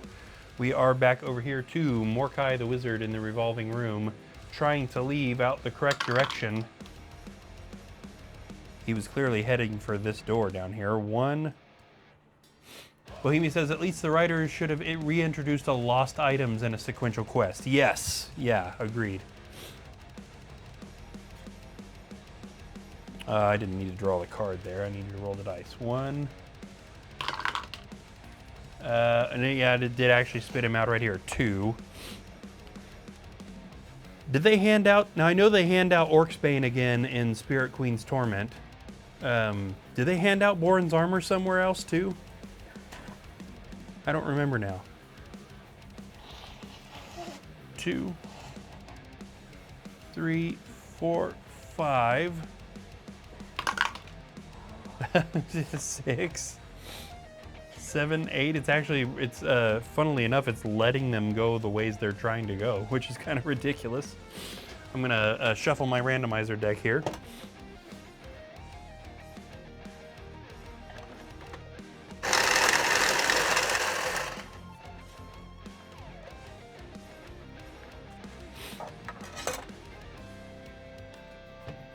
I was a bit annoyed, honestly, that they didn't come up with some new artifacts for Spirit Queen or Prophecy of Telor. They just they hand out the base game artifacts again. I mean, I guess you've got the Phantom Blade and the Fortune's Longsword that are in there. I don't remember if those are even in those quest books or if those are somewhere else, but yeah, I've kind of felt like they should have come up with a couple of new things. Would have been a little neater.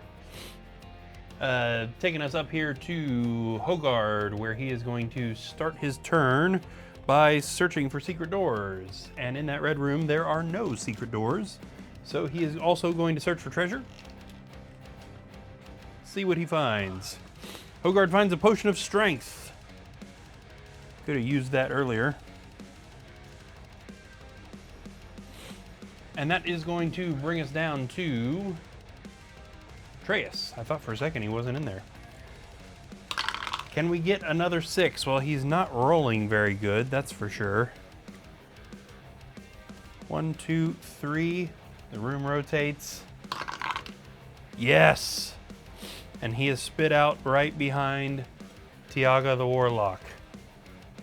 And this means he can help get rid of this zombie. Let's see if he can. Atreus sends a blast of energy with his redwood wand, but misses. Yeah, I should have seen that coming. I thought right at the end, I wonder if we should use one of his spells. Nah, the spells are kind of overkill on a zombie, right? Clearly not. Okie dokie, so monster's turn. We're right here with the zombie who is still attacking Tiaga. The zombie swings his dagger and also misses her. Okay, right back to her. She is still augmented with courage. She swings her wooden staff, hitting the zombie with a 1. It does not defend, killing it. Also, she consumes its energy and regains the ability to cast demon form. I guess technically she could have done that with the last zombie she killed, and I didn't think about it, but it's all good. This also means her courage has worn off. Mordecai had a courage active that I forgot to take off of him too. He hasn't been attacking. And that, yeah, that means she can move now too, so she hasn't done anything other than attack on her turn. Go ahead and bring it back up so that she can walk down the hallway. She does also know that this area up here is nothing, because she searched for secret doors and didn't find anything. 1, 2, 3, 4, 5, 6. She can go ahead and open the door into this blue room, and what she finds is 1 additional door. And that is it. See, she was here 1, 2, 3, 4, 5, 6. She does have 1 more move. Is she stopping here? Yes, she is. She doesn't have the action to search, but she's stopping right there for now. That brings us to Mordecai. Can Mordecai exit the revolving room out the proper door? It's kind of looking like no. 1, 2. Oh, geez. 3. 4, 5. So he ends his turn exactly where he started, unfortunately.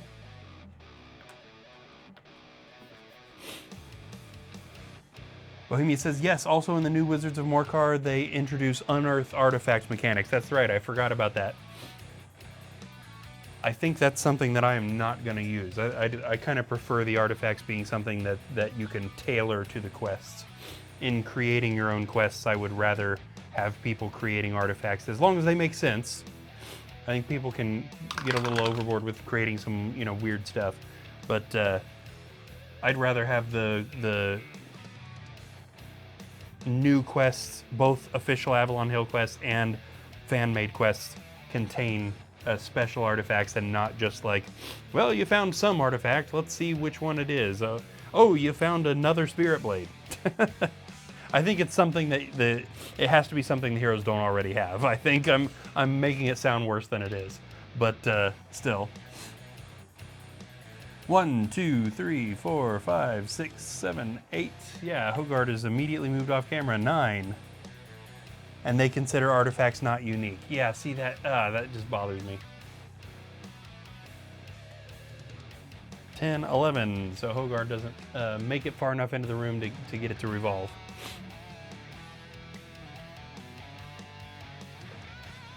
Now I've got a couple of artifacts that I don't consider unique, so stuff like the Elixir of Life, the Anti-Poison Quill, the Spell Tome that gives magic users the ability to get back all of their spells, magical throwing daggers. So I think there's a couple of them that you can find, you know, multiples of. But I think for the most part, it should be special stuff that there's only one of in the entire world. Okay, that brings us to Treyas. Yeah, we'll go ahead and put him on the other camera here. Treyas got a really good roll there. 1, 2, 3, 4, 5, 6, 7, 8. Is he going to stop and search for traps? No, he is not. 9, 10, 11. So he's just headed for that door, but he does have another action. So now that he's here, trap, secret doors, or treasure. He is going for secret doors in this room, and there are none. Okay, no monsters on the board, so we are back to Treyas. Sorry, not Treyas, Tiaga. Now she stopped right here on the last turn because she wanted to search for traps. So let's start with that. She searches this blue and black room for traps, and luckily there are none.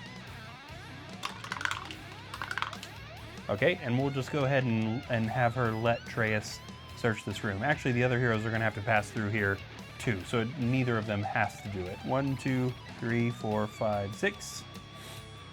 And she is going to open this door, and this reveals to us this hallway over here. We already know about that wall, and there is nothing else for us to place. Is she gonna stop here? Yes, she is. Okay, back over here. We are at Morkai. Bohemia says, at the end of Spirit Queen's Torment, I think they give a reward of 4 of the same ring. That's true. That's true. That's another thing that I got rid of, because that ring gives you a body point, doesn't it? A ring of fortitude or something. And I thought, well, that means that the heroes could potentially get, my heroes could get 16 total body points if they've built their constitution all the way up and they have one of those rings, and that feels like too much. So I just totally removed the Ring of Fortitude artifact. I forgot about that though, so that is a special Spirit Queen's Torment thing. Now you mentioned that, I was just complaining that they didn't add anything new, but no, yeah, they technically did with that right there. Did I roll that 10 for Morkai? I don't know. Either way, we didn't move him. Let's roll it again. 8. Which door is he headed towards? 1, 2, 3. 4, 5, 6, 7, 8, and he doesn't quite get back to a door, so next time, or he doesn't have the movement to move through the door, so we'll see where he goes next time. Hogard. Hogard's rolled a 12, so surely he's gonna get a pretty good chance here of leaving this room. 1, 2. The room revolves and spits him out here. 3. 4, 5, 6, 7. Dang it. 8, 9, 10, 11, 12, and again, he doesn't have enough to move through the door. So both of those guys remain trapped in the revolving room. And we are over here at Treyas in the blue and black room. Is he going to search for treasure or leave? He is going to search for treasure. Bohemia says, and if you play First Light, the artifacts are the same as the base game. That's right. And that also doesn't make much sense, right? I mean, it does make sense for the sake of them money-wise, because they made First Light to try and put out a cheaper product, a cheaper base set, if you will. So it makes sense that they wouldn't want to have to like print from scratch a bunch of new cards. But if First Light is a canon story that's happening at the same time as the Gathering Storm or the Coming Storm, then those artifacts couldn't be in the same places, or in 2 different places, right? So like canon, speaking from canon, those artifacts ought to be unique. They ought to be different.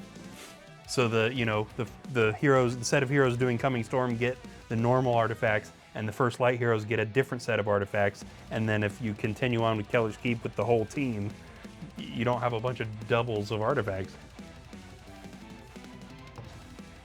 Are you meant to do First Light instead of the Gathering Storm, instead of doing both? I've always called that the Coming Storm, by the way. I'm not sure which one is right. I think there's a quest called the Gathering Storm in Mage of the Mirror or something. I saw somebody call it the Gathering Storm recently, and it's confused my brain, I think. Speaking of confusing my brain, what are we doing? Treyas search for treasure. And he found a wandering monster. Zombie. Zombie in this quest. Persistent guys, these zombies. Zombie swings a cleaver at the wizard, hitting him with a 1. Treyas blocks. Okay, now that was actually his first action this turn, so he can go ahead and attack back. Treyas swings his fist. I keep forgetting he's close range. He's got his fist here. Hits it with a 1. And it doesn't block. Not dead, but damaged.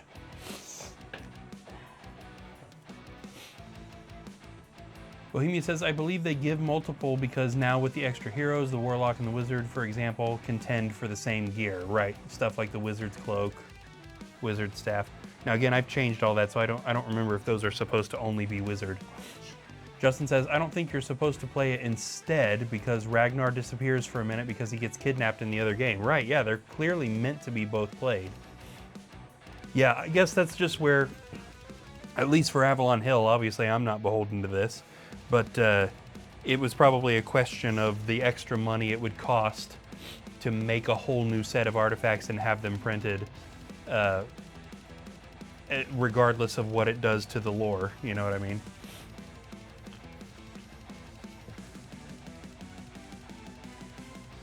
Okay, so that was the end of the turn, monster's turn. That zombie doesn't get to attack again, so we are back to Tiaga. Okay, first question for Tiaga. It's a zombie. Treyas can probably take care of it. Is she gonna help, or is she gonna go? Yeah, you know what? I think she's gonna go. I was gonna draw a card for it, but I think she's gonna go. First off, we stopped her here because she wants to search this hallway for traps, so she's gonna go ahead and do that. From this square all the way to the end of the hallway right there, no traps in this hallway. Let's go ahead and get her moving. 1. 2, 3, 4, 5, and 6, putting her out into the big hallway. And what we can see in the big hallway is a wall and a wall. Strange. And she is out of actions, so that is it for her. Back over here, we've got these guys. Justin says the real life answer is probably just it's a game, don't think too hard about it. Yeah. Again, I have to imagine that it was probably money's sake for them, considering the point of First Light was we're gonna try and make a core game, a base set that's cheap. We can sell this for cheap. So they were probably trying to reuse as many assets as they could rather than having a whole new set of cards to print. 4 for Morkai, and we're gonna let him immediately roll the revolving room, which spits him out up here. 1, so no help. 2, 3, 4, and then that's it for him. Okay, Hogard, kind of same thing. He already made it to a door. He didn't roll very good. Let's see where he goes. 5, yeah, so he's popping right out in front of where he is. 1, so then 2, 3, 4, 5, and that's not enough to move out the door. So both of them trapped in the revolving room again. Bohemia says chronologically, First Light is a side quest of the base game. happens after the rescue, but before the last quests against the Witch Lord. Oh, geez. Justin says, yeah, it's worth getting in addition to the base set, though. The reverse side of the board is cool and the dragon is cool. Yeah, definitely. Definitely. I got 2 of them when they first came out, so I've got that stuff. I do wish the board was a little less cartoony, if I'm nitpicking, because I agree. It was so neat, and to have a new Hero Quest board after all this time, and the quests were still designed by Stephen Baker, who was the original creator of the game in the first place. So, you know, you can't say this doesn't feel Hero Questy. He is the authority of what is or isn't Hero Questy, you know? So I think I'm glad they did it. Okay, Treyas here, getting rid of this zombie, hopefully. Treyas swings his fist again at the zombie, hitting it with a 2. And that guy is dead.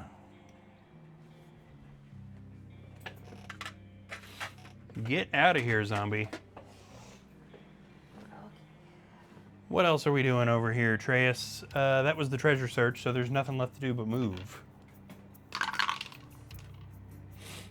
1, 2, 3, 4, 5, 6, 7, and he can't move his 8th because Tiaga is in the way. It's alright, because he doesn't have actions to do anything else anyway.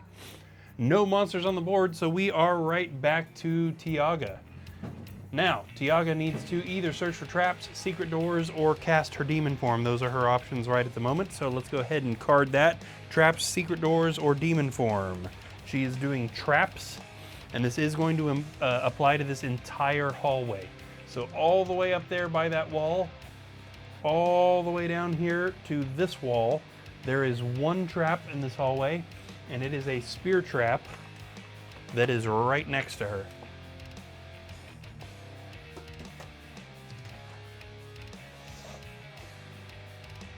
Okay, thought I heard a weird noise just there.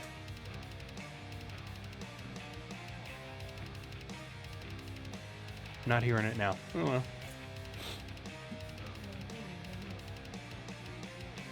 Hard to say. The frequencies that I thought I was hearing made me think that it could have been one of the kids, so that's why I paused. Okay, her other action then. I guess we should have just included, well, yeah, she wouldn't move. There's nowhere to go, according to what she can see. So, secret doors or demon form. She's gonna do secret doors, okay. Now this would have been beneficial to them if we were still doing secret doors the way I was doing them when we first started doing Midnight Quest.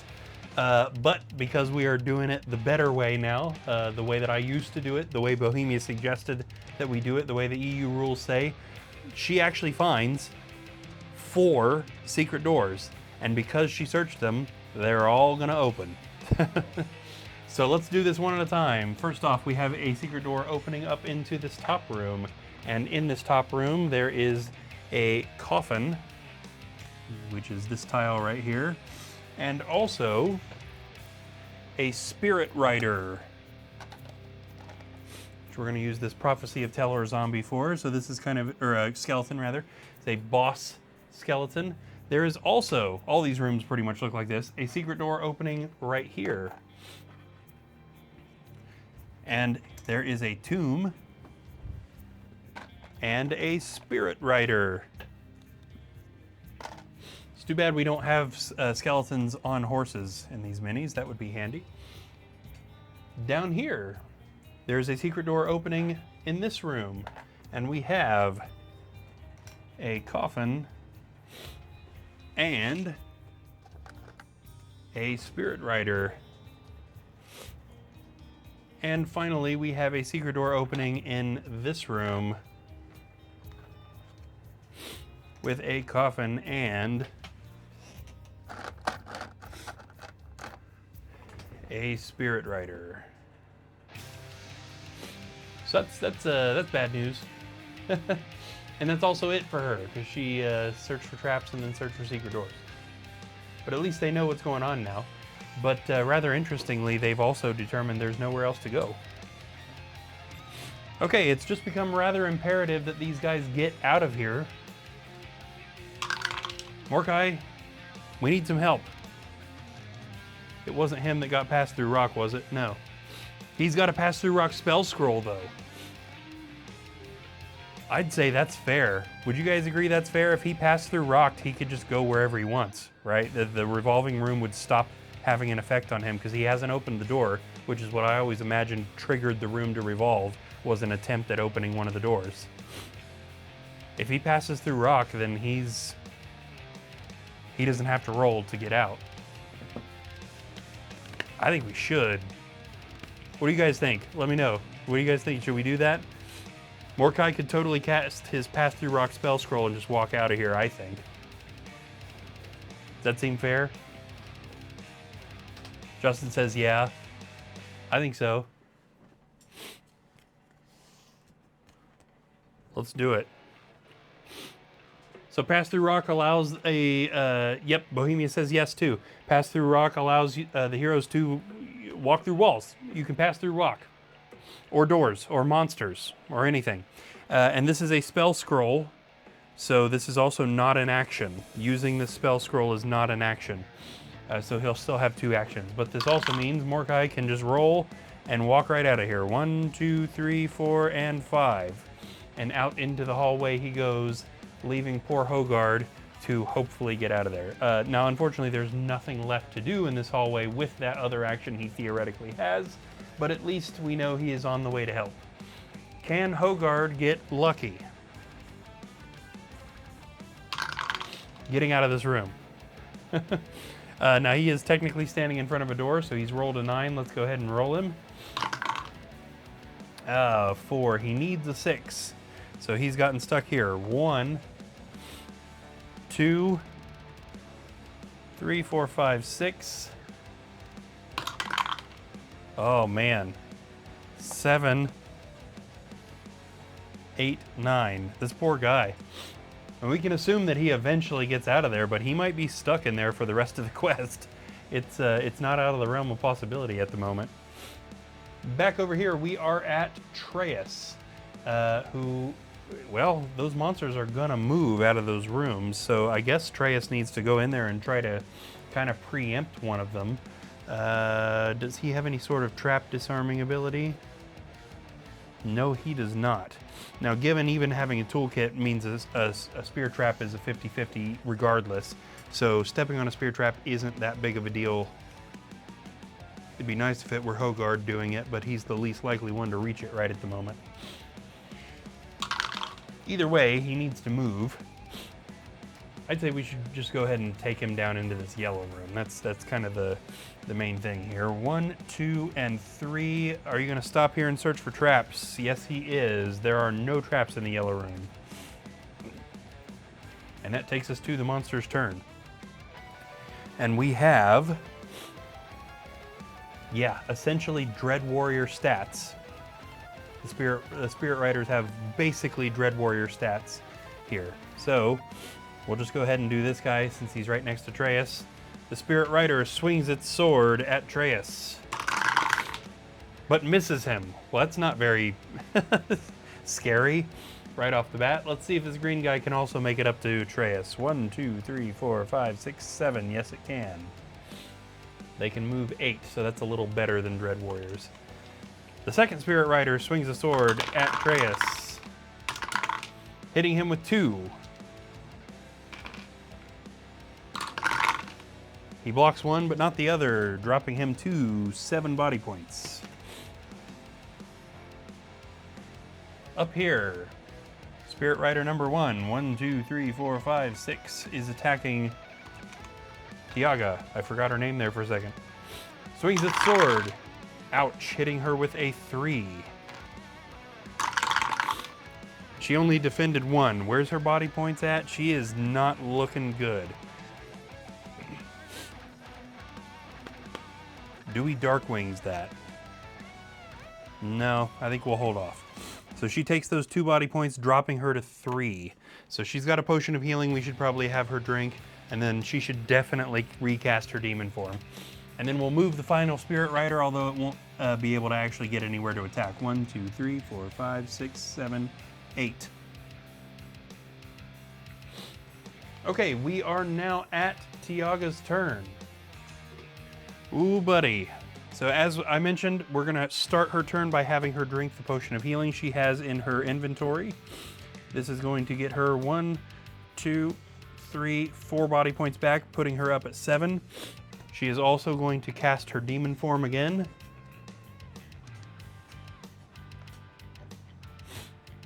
Just as a reminder, this gives her an extra attack dice close and long range and allows her to ignore pit traps. She still attacks better if she's long range, but she doesn't have enough actions to move and attack.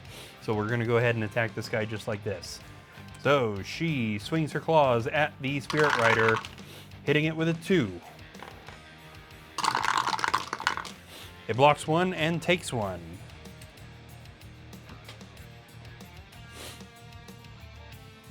Okay. Morkai is on the way.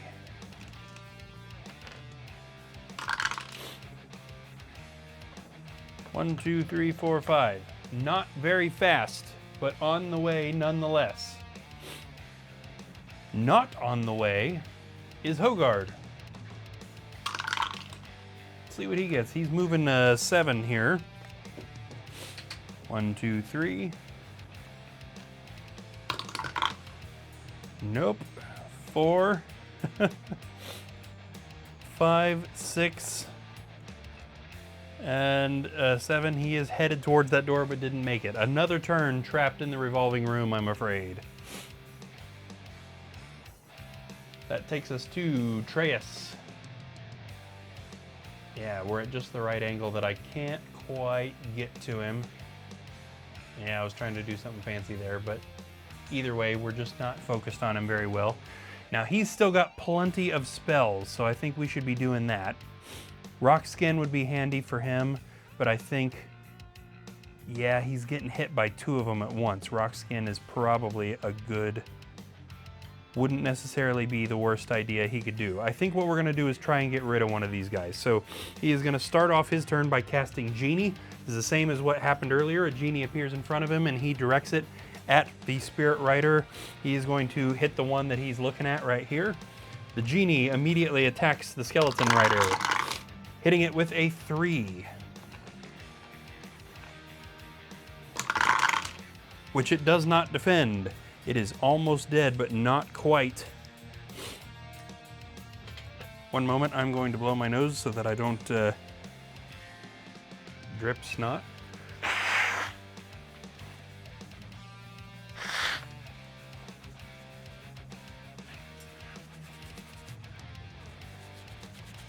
And just to really ensure, we are also going to have him drink his Potion of Strength, which gives him 2 extra attack dice for the next time he attacks. And he is going to also hit that same Spirit Rider right in front of him. He swings a fist at the Spirit Rider, hitting it, wow, with a critical hit of 4. And it does not defend. That actually would have one-shot the guy. It's a shame we didn't aim at the other one, but you never know what's going to happen. Bohemia says the name Gathering Storm is not official, but is being used by the community to give a nickname to the game system campaign. Also, they share the same acronym, GS. Yeah, true. Where did I get Coming Storm? I think I read Coming Storm somewhere, which is why I named mine that instead of Gathering Storm. The Coming Storm instead of the Gathering Storm. That's weird. Because there's a quest in Mage of the Mirror called the Gathering Storm, right? Am I remembering that wrong? Or is that the one that's called the Coming Storm and I've just got them backwards?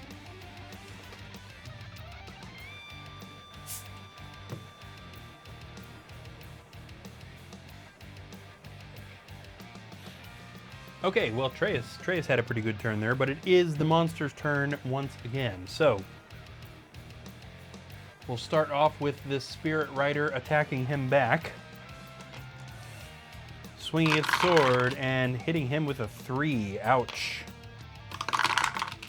He defends 1 and takes 2, dropping him to 5. They're both the Gathering Storm. Okay. So I wonder if that's kind of where the community got the name, other than, like you said, the acronym is the same.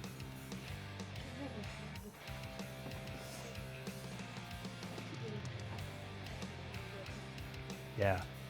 I like it. I like that name. It makes sense for what the book is. We've also got a Spirit Rider attacking Tiaga. Hopefully it doesn't cost her demon form again already, but it probably will. It swings its sword and hits her with a 1. She blocks. Okay. Good job, Tiaga.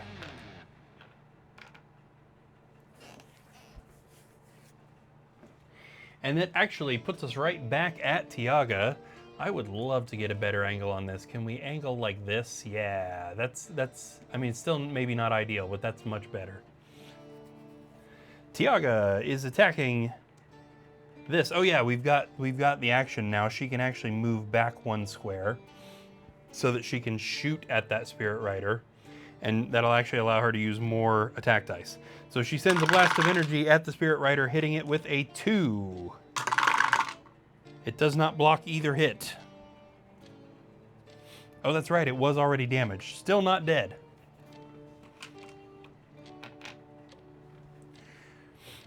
Okay, Morkai is just off camera. I think we'll leave the camera where it is because he's about to move on to camera. 1, 2, 3, 4, 5, and 6 in the hallway he is. I would say that he can't see this Spirit Rider though. That's a little bit could go either way. But I'm gonna say, in fairness, I don't think he can see it. Poor old Hogard. I'm starting to feel real bad for this guy. Can we get him out of here? Actually, we do kind of want to be up. We can see all the exits. Okay, he at least got a 12. So he's got a good thing going here. So 1. Come on, dice. 2, 3, 4, 5, 6. 7, 8, 9, 10, 11, 12, and again, he didn't get quite enough to move out that door. I'm randomizing which door he goes for, by the way, just in case you're thinking the doors he's going for doesn't make any sense. Yeah, you're right. I'm just randomizing which door he's going for. Okay, and back over here we are at... Oops, hit the wrong button. Atreus, who is now trying to get rid of this guy, and he's surely got some more tricks up his sleeve. He does have another genie. I'd like him to cast that rock skin. He also is in need of healing, but that Spirit Rider can't one-shot him right now, so let's hold off on the healing. I think he's okay enough to kind of hold off on that unless it's desperate. And he is going to cast his last genie spell to attack that Spirit Rider again with 5 dice. The genie attacks, hitting the Spirit Rider with a 3. It blocks 1 and takes 2.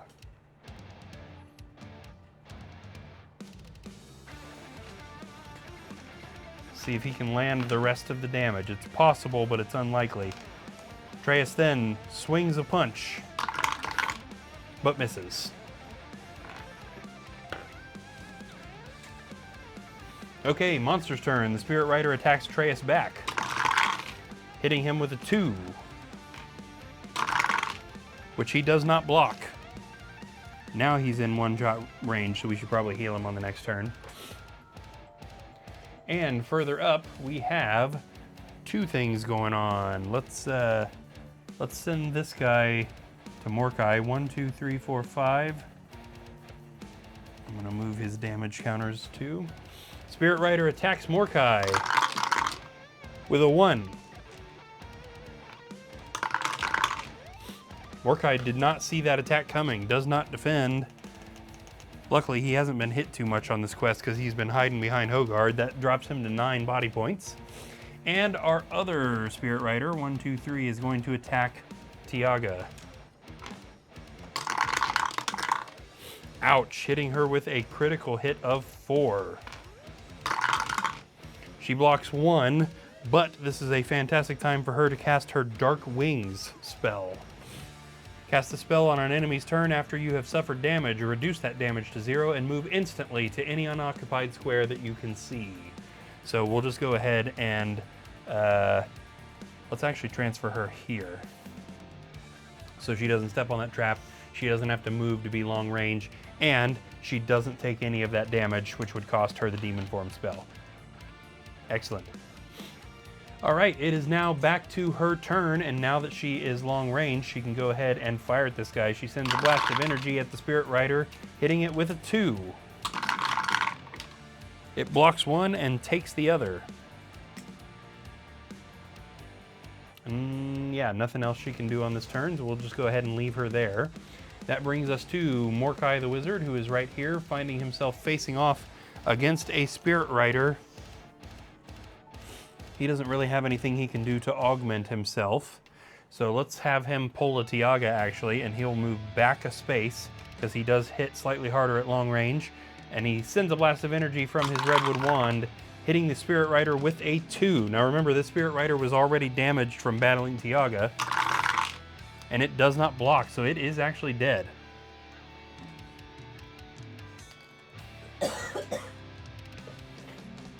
Mordecai taking that guy out. Yeah, for dinner, yeah. Over here, Hogard continuing his massive frustration trying to get out of here. He's rolled an 8, and we are immediately rolling the revolving room, and he still is not out, unfortunately. So 1, 2, 3, 4, 5, 6. There we go. 7, and 8. Finally, Hogard has managed to get himself out of the revolving room. Awesome. We can put this fancy dice away. And on we go. He's still a little ways away from the action. They're probably going to have him done by the time he gets there. But at least we don't have to do any sort of a... Well, we can assume Hogard got out sometime off camera. We actually did get to see it happen. So at least there's that. And we are back over to Treyas here. And what kind of tricks does he still have up his sleeve? Healing. He needs to heal. He is going to cast his Water of Healing spell on himself. This heals 4 lost body points. 1, 2, 3, and 4. Puts him back up to 7. And then he is going to throw a punch at the Spirit Rider in front of him, hitting it with a critical hit of 2. This could actually end it.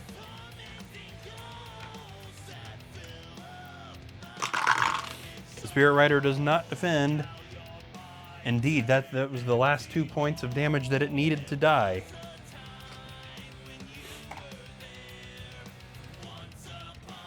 And we are now at the monster's turn, and the only monster we have on the board is this one Spirit Rider left that could go for either Tiaga or Treyas, and it is going to go for Tiaga. That was the one it was attacking anyway, so that makes sense. The Spirit Rider swings its sword at the demon and misses. I guess it was a little spooked seeing its buddies knocked out like that. And we are right back to Tiaga, who is going to do her normal thing now and move back a square before sending a blast of energy at the Spirit Rider, hitting it with a 3. And it does not block any of those. It did have a damage counter already, so it also is dead, meaning the heroes have successfully defeated the dreaded Spirit Riders. All right, so we just need to check out what their rooms have going on. Now, also, as a result of their defeat, a hidden door...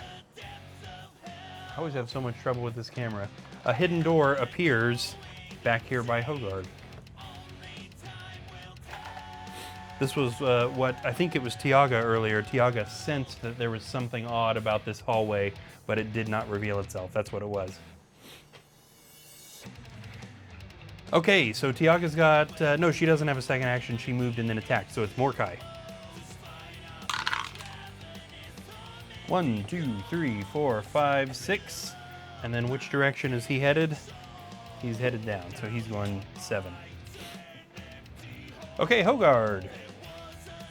He's down here by this fancy door. He might as well check out what that is all about. 1, 2, 3, 4.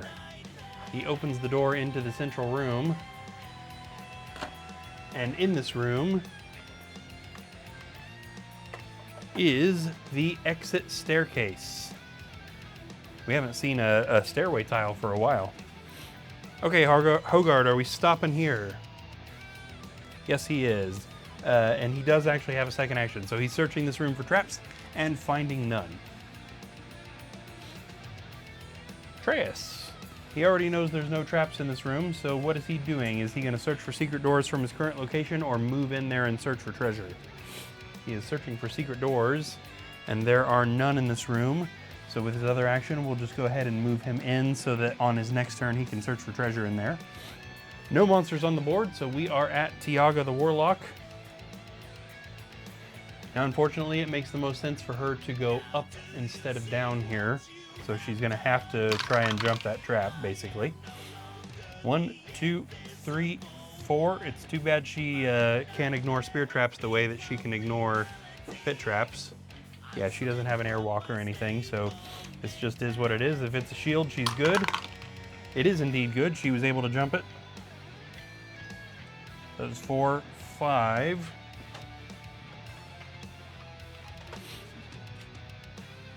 What'd she roll? 9. 6. Is she going to stop right here? Yes, she is. Searching that room for traps, she discovers there are no traps in that room.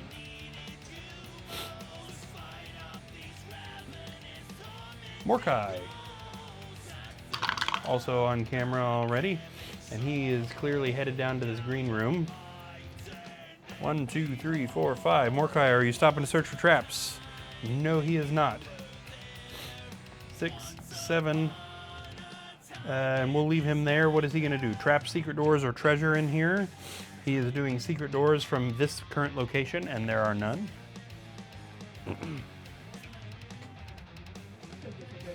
I know, I did. I realized it as soon as I did it. Hogard. Looking into this central room now, I imagine there's no reason for him to go out over there because they're gonna get everything without his input. So he might as well be the one to head in here and see what's up. He knows there's no traps. 1, 2, 3. Let's just leave him here. Secret doors or treasure, Hogard? He's going secret doors, and there are no secret doors in this room other than the one that he entered through. Back over here, we are at Atreus. And the only thing left to do in this room is search for treasure. Atreus finds 1 potion of healing, which means he's got 2 of them now.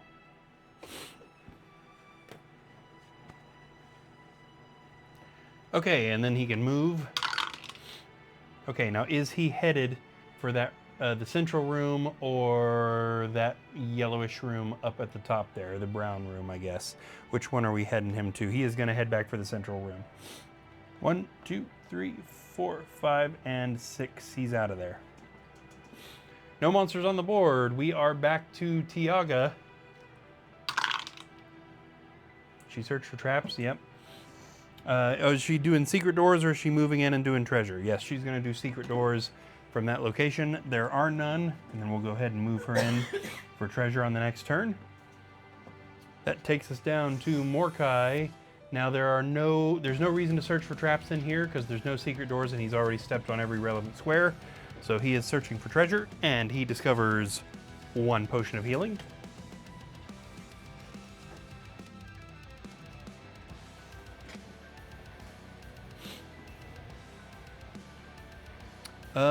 Hogard.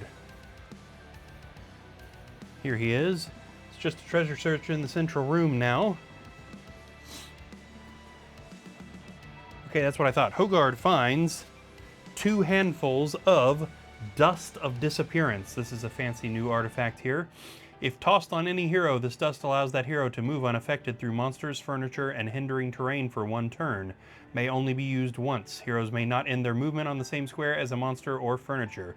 And he's found 2 of these. So might come in handy.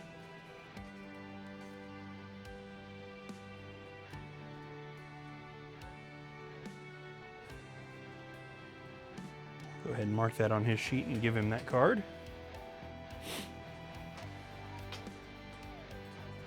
And then he can move, and we might as well just move him out. I mean, there's really nothing left to find in this quest, so 1, 2, and 3. We'll go ahead and just let him leave the quest, essentially. All right, and that takes us to Atreus the Wizard, who is also just kind of heading back towards that central room. 1, 2, 3, 4, 5, 6, 7, 8, and 9. I know we moved him off camera just there. Yeah, so he is there near the corner. No monsters on the board. We are back to Tiaga. All that's left to do is search for treasure in this room. And she finds a potion of healing. In case you haven't put it together yet, that's what's in all 4 of those rooms.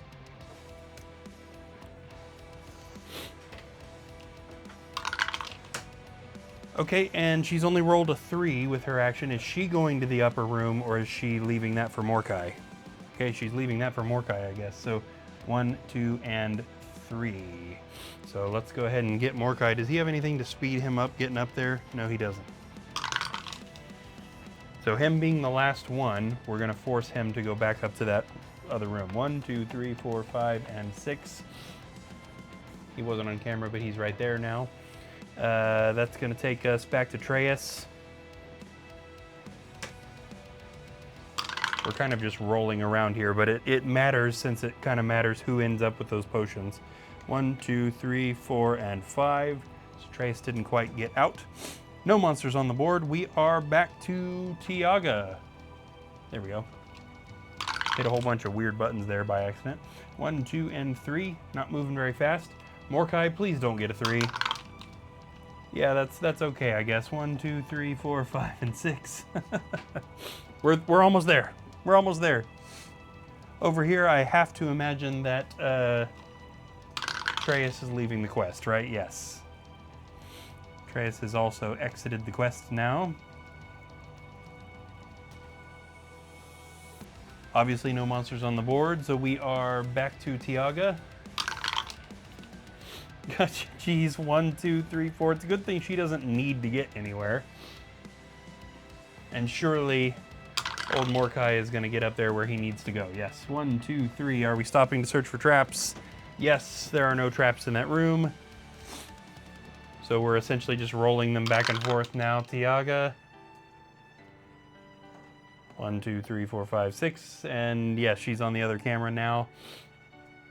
Mordecai can actually go in this room. What are we doing here? Yes, he is going to walk in and search for treasure. And we'll just go ahead and reveal that there are no secret doors in this room as well. So he got that other potion of healing that there was to find. Let's mark that as a ×2 on his sheet. And we're not going to watch them go all the way back to the stairs. So that is it for tonight's quest. Let's get cleaning up and talk about gold and skill sets as always. So we're going to go ahead and clean up our character cards and get all of our items picked up. Clean up unused spells and skills.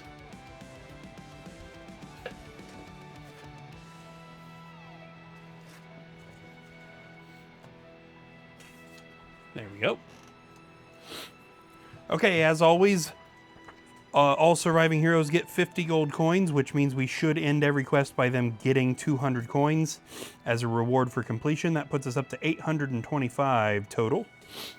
Again, if you are searching for a better lore reason for why they would be getting 200 coins, do remember that all 12 heroes in our campaign are currently at the fallen city of Kalos. We were just following this particular set of 4. So it could be said that that 200 coins is what the other 8 heroes found during this same time period. If you're looking for a lore reason for that, doesn't necessarily have to be that. But I like to think of it that way. And that first quest kind of made sense that Mentor was rewarding the heroes for doing stuff. Here, it's not quite exactly the same storyline-wise. Okay, the other thing that we need to do is all surviving heroes also get 2 skill set points, which they must use immediately.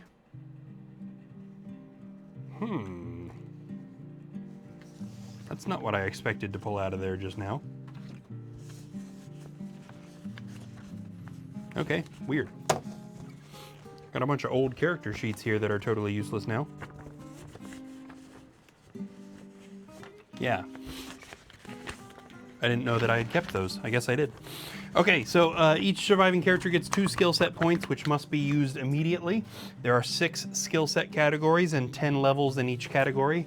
The different hero classes are affected by those levels differently, and there is not a benefit for every level.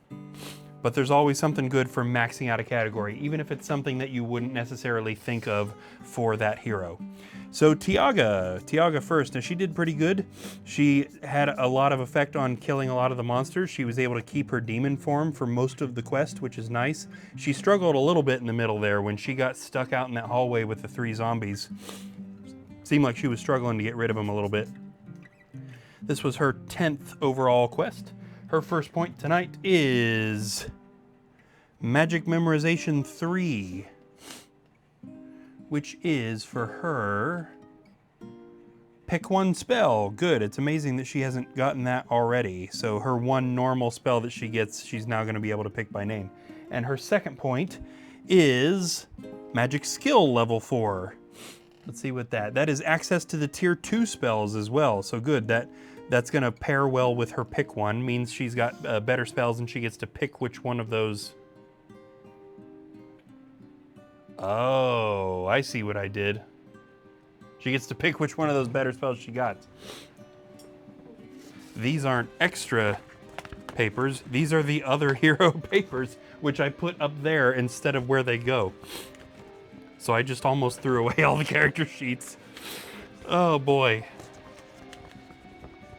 I am tired. Oh, let me finish doing what I'm doing here. Okay, Mordecai. Now Mordecai also did pretty good, but mostly just because he was kind of hiding behind Hogard during those Chaos Warrior battles. So as far as damage, he didn't hardly take any. This was his 8th quest, but he still had a pretty big effect on getting rid of those Chaos Warriors. Gohan says, huh, where's Gramina's sheet? I got him. I got him. I saved him. Yeah. It's all right. I'm just a moron. His first point tonight is Education Level 2, which is a mind point. So this increases him to 7 mind points. Means he's got an extremely good chance of being able to throw off spells that try to put him to sleep or control him. And his second point is going to go towards Magic Memorization Level 2, which is good. He needs that. He has not done much with Magic Memorization. This gives him pick 1 spell, meaning one of his 8 will no longer be random. Awesome. Hogard. Hogard had a rough quest. Now, eventually he snapped out of it. He had a pretty amazing turnaround in the middle of this, which was nice. But boy, did he struggle there for a little while. This is actually Hogard's 11th quest, which makes him our most experienced hero, which is a little ironic since we were just saying he didn't have a very good quest.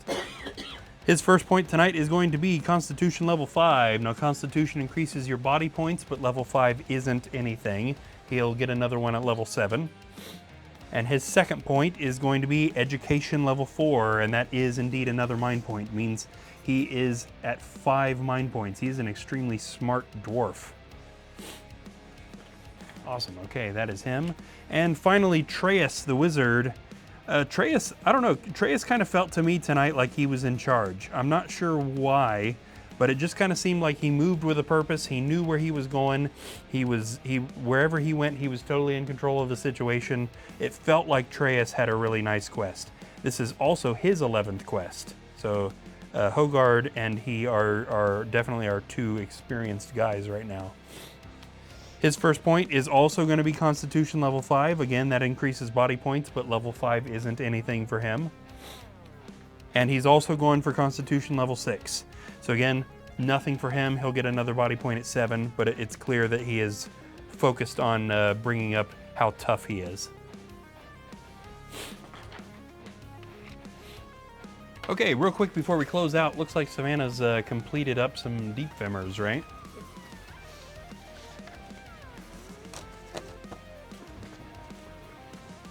Let's take a look at these guys.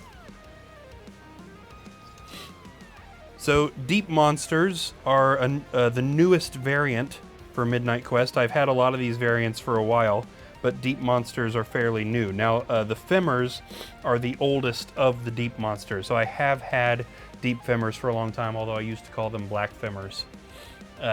When we decided we were going to apply it to a bunch, I decided the term deep was a little bit better. But Savannah has started painting them, and they look like this. Dark skin, white eyes. Eye. Oh yeah, eye. Yeah, They well, only got one eyes across the minis. Yeah. Nice. So the normal femurs will not be black skinned, but the deep ones are. Yeah, because we really have what? We got ice femurs and what's the other one? Wasteland. Wasteland femurs. Yeah. Okay. Wasteland femurs are kind of the normal ones. Now, normally, wasteland monsters are kind of brown-skinned, but honestly, I've always pictured femurs as being green-skinned. So I think even the wasteland guys ought to be green-skinned. But yeah, there's our deep femurs. I think there are 3 more of these guys that you didn't. It says 7 on the paper. Oh, yep, you're right. That was all of them. So you painted over the ones that I had that were already completely matte black, right? Yes. Boy, I have had those probably since I was 12 or so. Yep. Those guys, those were old. Awesome. Those guys are put away and ready for battle the next time. Awesome. Okay, well, you guys know the drill. Thank you so much for watching. Both Savannah and I appreciate every second of time that you guys spend watching this, whether you're watching the quests or the painting streams. This is a lot of content. The fact that we do this every single night of the week and the streams are usually 2 or 3 hours long, this is a ton of stuff. So seriously, thank you guys. Bohemius, Justin, Gohan, you guys are the crew. Thank you guys especially so much for being here as often as you are and interacting as often as you do. It's super, super appreciated. If you're a new follower here, thank you again as well. We have again been steadily increasing the amount of follows we have. We are extremely close to the Twitch affiliate thing, which I know I brought up a few times recently because we've got some plans for some of the cool perks that gives us. So we're looking forward to giving those a try. Gohan says, I love being here even if I'm not always paying attention. No, dude, seriously, I appreciate it. I appreciate it. It's kind of the same with Justin sometimes when Justin falls asleep but he leaves the stream up, or not even that he falls asleep, when he just goes to bed but leaves the stream up. You know, obviously both of you guys have streamed a lot in the past, so you know having a viewer throughout the stream helps. Even if you're not constantly doing stuff, it's always helpful and seriously appreciated. So thank you. Thank you for that. If you're watching this right now and you happen to not be following, please consider doing so because it really helps us out a lot. Again, we're super close to the affiliate thing. We're looking forward to some of the perks that come with that and ways that will help you guys interact with the quests, make things happen in the quests by using some of the things that are available. And of course, who doesn't love custom emotes? We've got some cool ideas for those that we need to get made because we're getting close to that level. So again, if you're watching this and you haven't followed, please consider doing so. Yes, Gohan, totally agreed. Super dead. And also, if you are interested in catching up on the story, we have a YouTube channel where you can catch all previous episodes of Midnight Quest, including quests, painting streams, and daily shorts edited by Justin Pollitt, who's here in the chat. We are uploading those every single day, so go check those out. Those are doing really well over there on YouTube. Check this all out, and I guess I should have been big face for all of this, shouldn't I? I thought we were big face, but I changed it to the board camera when we were looking at the femurs. Oh well, you guys know how it goes. We are streaming every single night of the week, so Fridays, Saturdays, Mondays, and Tuesdays are all quests. Sundays and Wednesdays are painting streams, and Thursdays are creative streams. Talking about lore, talking about world building, doing some stuff with quest creation, all of that good stuff. So tomorrow night is going to be the next quest in Return of the Witch Lord, our book right now. By the way, just as a forward thing, there will not be a creative stream this coming Thursday, but then we will be back to our normal schedule after that. It's the only stream we're planning on missing, and then we're going to be back to normal after that. But I think that's all. I'm pretty sure. Yeah, I don't think there's anything else we need to talk about. So yeah, looking forward to getting into the quest tomorrow night. And one more time, thank you all for watching. We will catch you tomorrow right here at midnight Eastern Time on Midnight Quest. See you guys then.